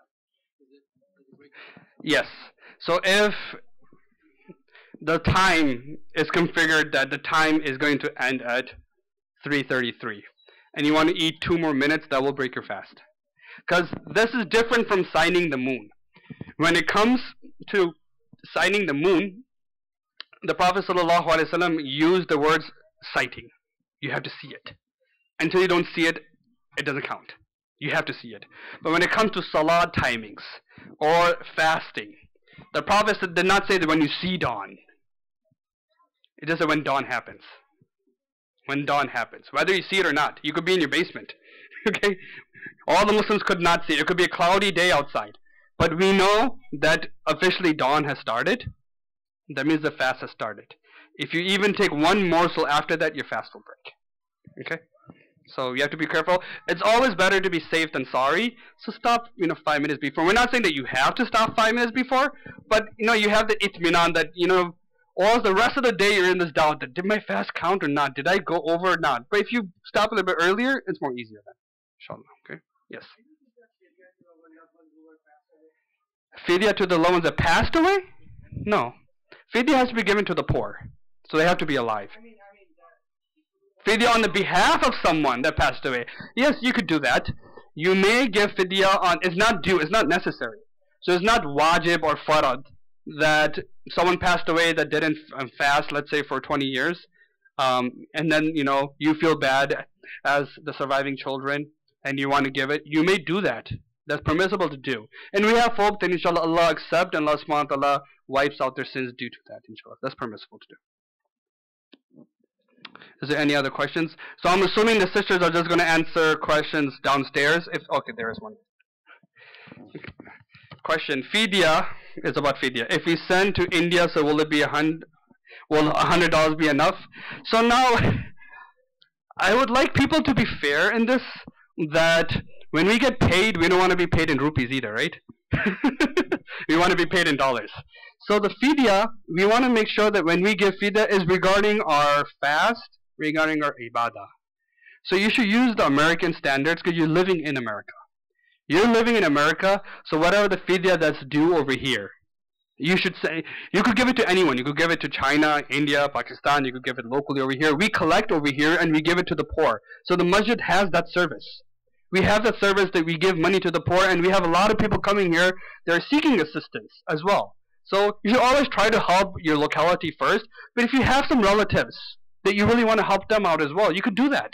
You could help your poor relatives in your hometown, back home as well. But don't try to cheat the system. The point is not how I could make it cheap as possible for me. The point is how I could fulfill the command of Allah. How I could fulfill the command of Allah. We should keep that in mind. Yes. That I need another 2 hours, and I don't think anyone has time for that. But if you go outside, there's we have an announcement written what we follow here in this masjid. Inshallah, they'll tell you which degree we follow for Fajr. Inshallah. Yes.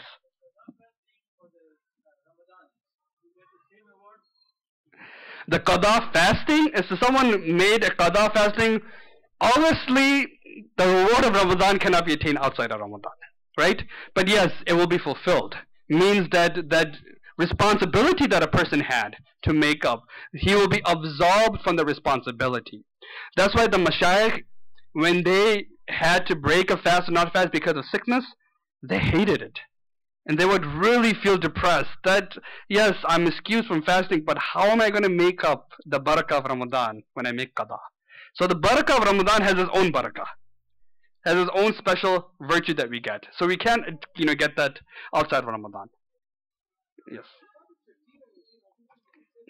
We could talk about that, but this is not the time and place for it because it's just very long. It's a very long topic. I could explain it to you very thoroughly if I want to. That's the thing. Certain topics you cannot do it briefly. Right? Like can you do tafsir of the Quran very briefly? You're like, no, Quran you can spend your whole life doing it, you will never finish. Right? So there's certain topics that in order to fully understand, you have to give the time. So if anyone is interested, you could always speak to me and I'll explain it to you, inshallah. I know there's a lot of confusion in this, and I have done seminars. I've done this in the month of Ramadan in another masjid where we had a good 1 hour gap, and I explained why there's a difference, what is the difference, and what exactly happens, okay? If you have a heart condition, should we fast? If someone has a heart condition, they should speak to the doctor, and the doctor will be able, it's possible that you have a heart condition, but it doesn't affect, your fast doesn't affect it at all. It means whether you eat or not, it's not going to make a difference. It's also possible that if you don't eat, it makes it worse, right? So that's something that a doctor will have to tell you, that you need to take this medicine, you need energy, you need to eat. So you'll have to discuss with a medical practitioner to give that answer. I will not be able to answer that question. Inshallah. Yes.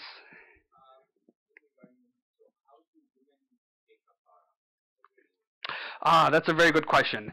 So, if a woman happened to deliberately break her fast, and now kafara is due upon them, how can they fast 60 days straight when they have their monthly cycles? So the way a woman will make up is that they will be excused for those days, means that continuity will stop when they have the menstrual cycle. As soon as they become pure, they'll start again. But they'll have to make up 60 total. Okay, so it'll be more than 2 months for them. It might be 3 months, but they'll have those gaps of their monthly cycles. That's all. But they cannot take a day off in which they are pure. So every pure day, they'll have to continuously fast until 60 days finish. Yes. if a person passes away before they finish the kafara, then we hope that he was trying their they were trying their best. Sometimes we make tawbah. So let's say that a person, he missed a lot of fast, he missed a lot of salah, and now they feel bad. They make tawbah and they really want to change their lives, and now they're trying to make up everything they missed. They happen to pass away. We have hope in Allah subhanahu wa ta'ala that the person had intention to make tawbah, and he had intention to make up those days, that Allah will forgive that person. And if he has any relatives, they could pay fidya for the days of fast that they missed. But when it comes to, see, Allah subhanahu wa ta'ala is the best of judges. Allah subhanahu wa ta'ala is ahkamul hakimeen. And He knows what's truly in our heart. And when a person really makes tawbah, and this, I know I'm taking more of my time, but there's a really interesting story. Inshallah, I'll say it in some other time or during a khutbah or something, where one of the Bani Israel, he killed 99 people. I'm sure you probably heard of that story. He killed 99 people. He went to one person and he said, you killed 99 people, you're going to Jahannam. So he killed them also. So he made a century, And then he felt bad again. He's like, oh no, what did I do? One more. He goes to an alim, and the alim said that, what, Allah subhanahu wa ta'ala can forgive whomsoever He wants to forgive, as long as it's not shirk. So he makes tawbah, but he said, if you want to make tawbah, you have to go to that certain city. You have to show effort, you have to go and make tawbah. So while traveling, he passes on the way. And the angels are disputing that, did he make it or not? Should he be forgiven or not? And then Allah subhanahu wa ta'ala takes it that the angels spread the earth in such a manner that he's closer to the town, and his forgiveness is done. So even though he didn't really reach the place you're supposed to reach, but the tawbah was there, the intention was there. So Allah subhanahu wa ta'ala still forgives. So the main thing is we have to have the desire that I want to change and I want to make up whatever I missed. Okay? Inshallah, we'll stop over here, and I will be here because we're going to have dinner, lunch, whatever it is. We're going to have that later on. And if anyone has any questions, I'll be here, and then you could ask me privately one-on-one as well, inshallah. Because I think we need to continue with the next program, if I'm not mistaken. So the next program, where's Hafizah here? Hafizah, should we start the next program? Okay, so next is the level 5 boys. We have a very interesting play they're doing. They worked very hard for this play, and may Allah subhanahu wa ta'ala give us the ability to understand how much this play means to me and to the students as well, inshallah.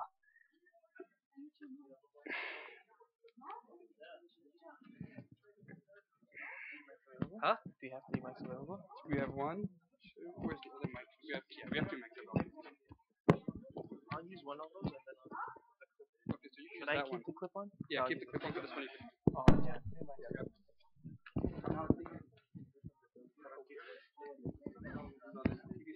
Yeah.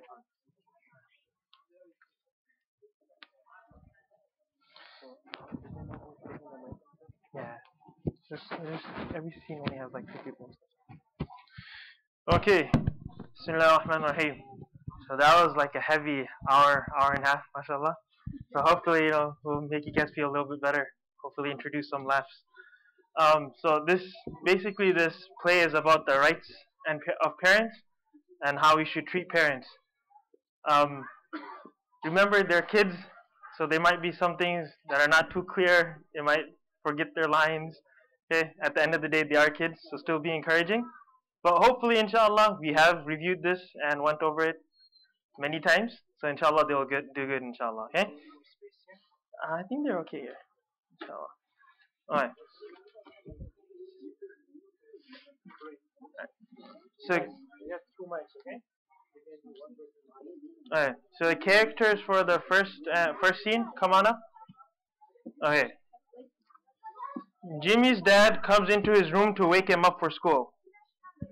Okay, Jimmy, time to go to school. Dad, get out of my room! You kids will never learn. Jimmy gets ready and goes downstairs to eat his breakfast. Dad, you made me waffles and wanted pancakes. I'm sorry, that's all we had today. Just get inside the car. By the time Jimmy's dad drops him off to school, he is tardy.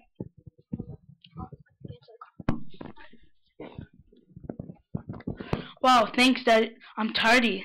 I hate you. Jimmy's dad leaves and picks him up at the end of the day. How's your day? Terrible. How come?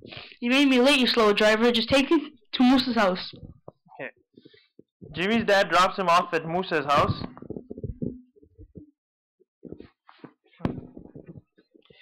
They go to Musa's living room and start playing Fortnite. A little while later, Musa's dad comes into the room and asks him to do his chores first. Musa, can you do the laundry, dishes, and vacuum? Sure thing, Dad. I'd be happy to help. Oh, man, Musa's come dad on. leaves the room. Man, come on. Forget about it. Let's just keep playing games. But I have to do it. He's my dad. I have to listen to him.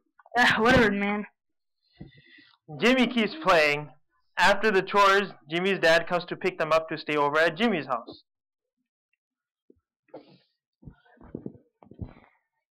Musa, can you do Jimmy, can you do the dishes and laundry?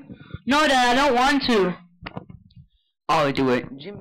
Jimmy, you should respect your parents. Wow, Musa, where did you learn such good behavior? In Islam, we are taught that we should love and respect our parents. That's interesting. I'd love to learn more. I'll be happy to teach you. I can even take you to the masjid tomorrow.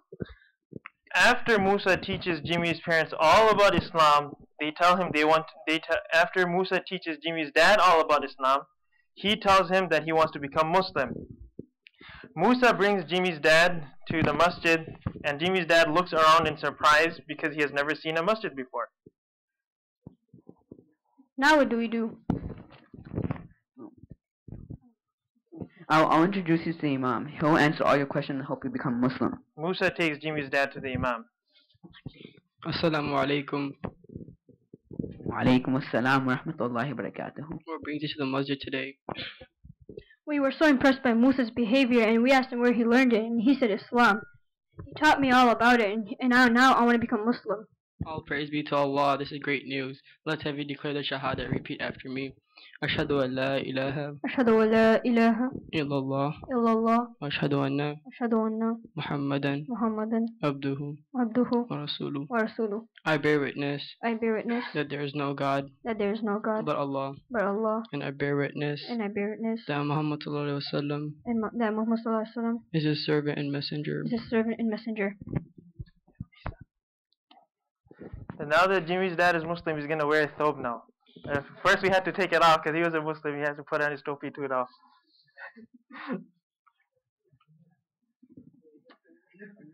He could just put it on over here. He's going out there. Like I said, remember the kids.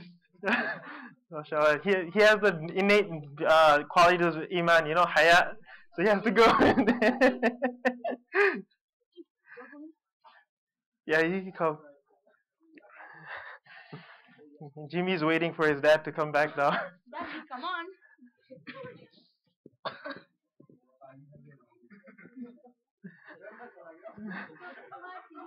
Daddy, come on. No, he's coming.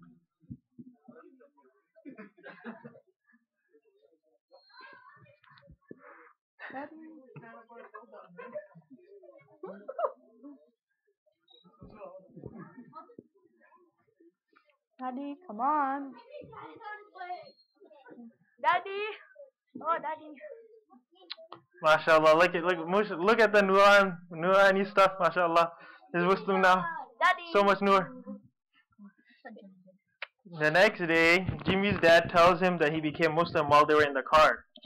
Jimmy, I got something to tell you. Yesterday, Musa brought me to the masjid and now I became Muslim.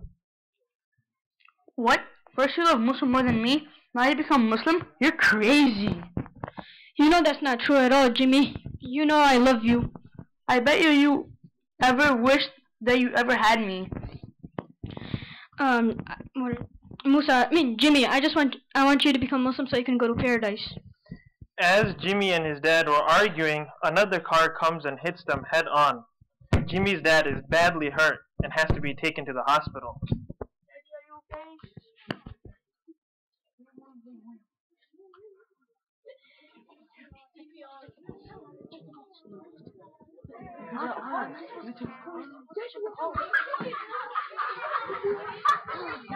Daddy! He's being taken away now to the hospital. Okay. In the meantime, Jimmy goes to stay at Musa's house. When Musa walks into his room, he sees Jimmy crying. Jimmy, why are you crying? I'm scared my parent won't make the recovery. Musa's dad comes into the room to encourage Jimmy.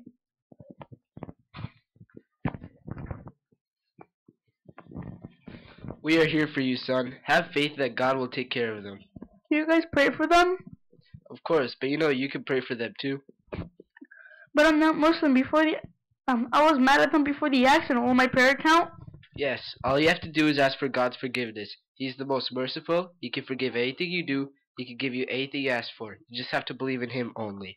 I think I want to become Muslim now. It seems so peaceful. That's great. All you have to do is say the Shahada. Repeat after me. Ashhadu an la ilaha illallah wa ashhadu anna Muhammadan abduhu wa rasuluh.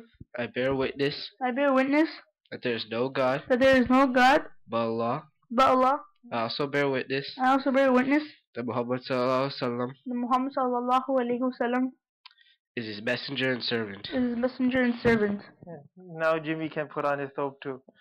Isha, he'll put it on over here. We won't have to go all the way over there now. Hey Jimmy, you just put it on over here.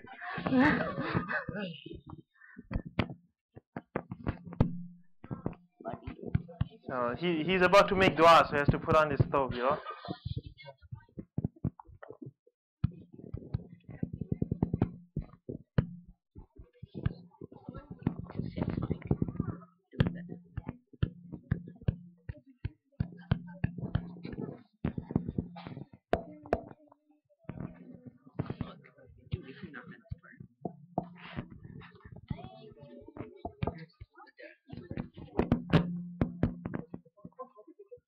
Okay, we got the last button.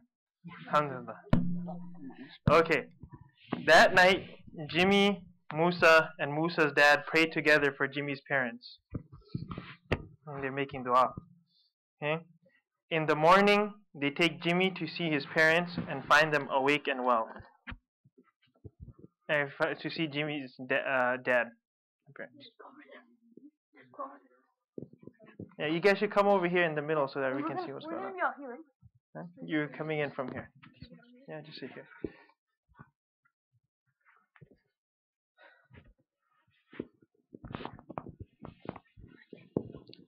It was merciful. Your prayers are answered. You say it again. It's okay. Oh, it was merciful. Your prayers are answered. Oh. It's okay, it's okay. It was a miracle. He's saying it was a miracle. It was a miracle. Your prayers are answered. Okay. Dad, thank God you're okay. Last night I took the Last night I took the Shahada and became Muslim. Now I will try and be a better son to you and follow the rules of Islam and be good to you. I love you, Daddy. Alhamdulillah, I love you too, son. The end. Okay, so just know the story is Muslim students, and especially MSI and Maktab students, are very good to their parents. Okay? Thank you.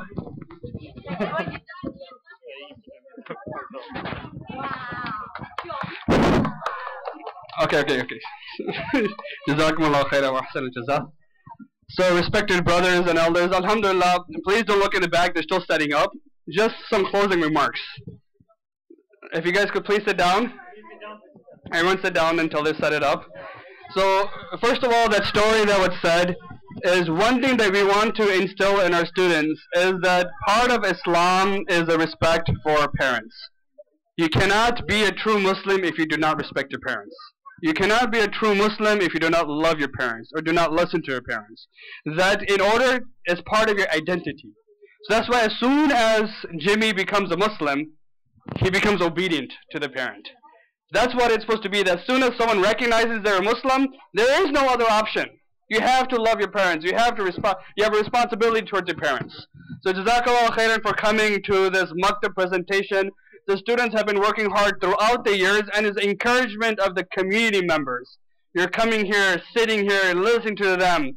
It gives them a lot of encouragement that we are doing something worthwhile. There's so many other students outside. But these students, they spend every day 2 hours from Monday to Thursday. They spend good part of their evenings while they could be playing outside in the park. They could be playing video games at home. But they're here learning the Quran, learning about the Prophet sallallahu alaihi wasallam, learning what Allah subhanahu wa ta'ala wants them to do, and try to bring that into their lives. That's why we need to thank these students for taking out their time, because these are the future of Islam. These are the future of our community members as well. Next thing I would like to mention is that we have a lot of programs taking place in our masjid. And we want the community to be informed what programs are coming. For this, I humbly request everyone to give your name for our listserv that we have. Sign up with your email for our listserv and with your phone numbers, that whenever we have a program, you'll be updated. So, for example, we have this program coming up. Now we have the month of Ramadan, which is a very special month, but we have programs throughout Ramadan as well. We have the Tarawih Salah, and we have, inshallah, other programs that are going to take place in the last 10 days of Ramadan. We have youth qiyam taking place in the month of Ramadan. We want you to be part of that as well. And the last thing I would like to say is that, inshallah, in the summer, we have a special program taking place. It's a summer program for our youth. So the same youth that have been working throughout the year, they're also going to come in the summer. So we have 3 different programs in the summer. One is the normal summer program. That's going to take place in July. July 9th to August 9th, inshallah. We're going to have for 5 weeks from 9 o'clock to 12:30. Because we want them to enjoy the summer as well. So you want their late afternoons and evenings to be at home, going out, enjoying. But in the mornings from 9 o'clock to 9 o'clock to 12:30, from Monday to Thursday, we have a summer school program for them. The second program that we have is those students that are a bit advanced in the Quran. Their recitation is fluent. We have a part-time Hifz program for 2 months.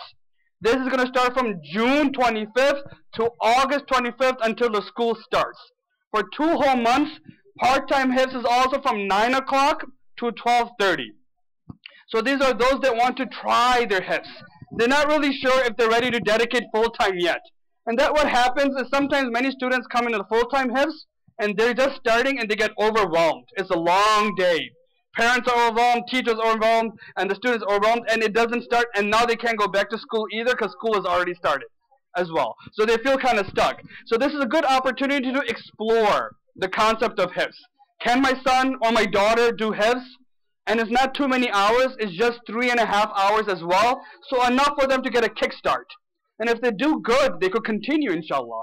And the third program we have is the full-time part, just summer Hifz.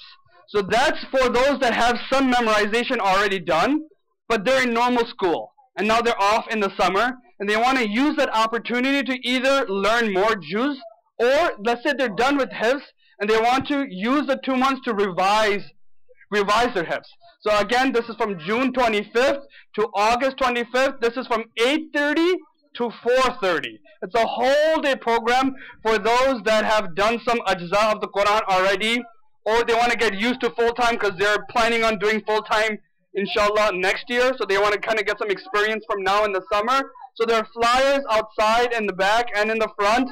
Please pick up these flyers for more details. If you have any questions, you may contact me. You may contact the Imam Sahib, Hafiz Tahir as well, inshallah. And then we could give you more information on these programs as well, inshallah. And last but not least, we cannot end without a dua. So I call upon, inshallah, our Imam Sahib, Hafiz Tahir, to give us dua, inshallah.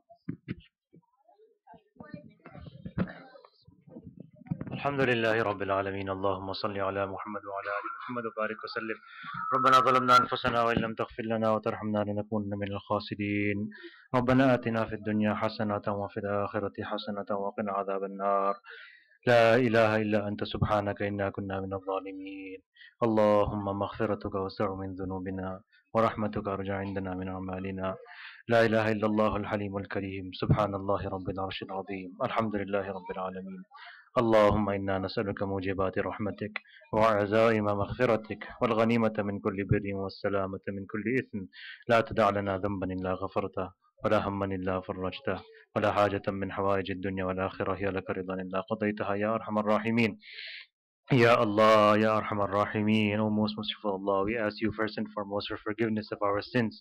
Ya Allah, we are very weak. Ya Allah, we are full of shortcomings. Ya Allah, by day and by night we break your orders and your commandments. O Allah, we seek your forgiveness. Ya Allah, Ya Allah, before this blessed month of Ramadan comes, allow us to enter the month of Ramadan free of all sins. Ya Allah, make this month of Ramadan a means of elevating our status. Ya Allah, we ask you, Ya Allah, with hands raised, innocent children within us, and Ya Allah, honorable elders sitting with us also, Ya Allah, Ya Allah, by their virtue, forgive the sins of everyone here, Ya Allah. Ya Allah, we ask you that this effort that was done throughout the year by the teachers, the parents, the students, Ya Allah, accept this effort, Ya Allah, from our behalf. Ya Allah, all this we did, Ya Allah, if it's not accepted in your court, Ya Allah, it will go in vain. The actual, Ya Allah, reward and results is actually on the day of judgment, where you will, Ya Allah, proclaim your happiness and your pleasure to us, Ya Allah. Allow us to do all our work with that goal and aim in front of us, Ya Allah. Ya Allah, we are very weak. Ya Allah, we cannot do it, Ya Allah, in the way that it should have been done. But Ya Allah, we seek, Ya Allah, your acceptance, that Ya Allah, you are merciful. You look at the effort that was done. Ya Allah, please accept it and allow us in the future to do a better job, Ya Allah, and to allow us to, Ya Allah, make ourselves and our upcoming generations, Ya Allah, in the way that you desire from us, Ya Allah. Ya Allah, and this month of Ramadan is coming up. Ya Allah, allow us to reach this month of Ramadan with health and iman, Ya Allah. Ya Allah, allow us to benefit from it, Ya Allah. Allow us to fast, Ya Allah, in the way you would like for us to fast. Ya Allah, allow us to stand in the nights in your worship and in qiyam. Ya Allah, accept our du'as. Ya Allah, allow us to stay away from, Ya Allah, all the disobediences that we have been involved in, Ya Allah.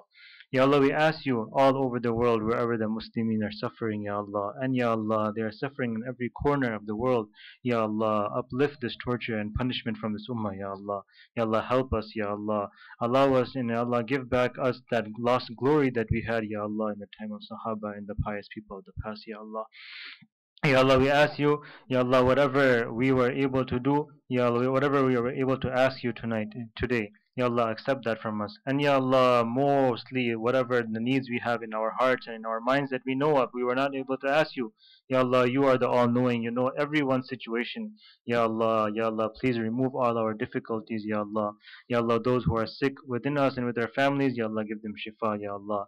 Ya Allah, those who are in difficult conditions and circumstances, Ya Allah, make it easy for them, Ya Allah, give them afiyah. Ya Allah, we ask you, Ya Allah, that you accept our du'as. Wa akhiru da'wana alhamdulillahi rabbil alameen. Subhanallah bihamdi, subhanakallah bihamdik. Nashhadu an la ilaha illa anta nastaghfiruka wa natubu ilayk. Birahmatika ya rahman. Jazakallah khair wa ahsan jazaa for all the parents for entrusting their children to us. And I also like to thank all the teachers of our Maktab class for working so hard every evening, coming here on time and teach the children.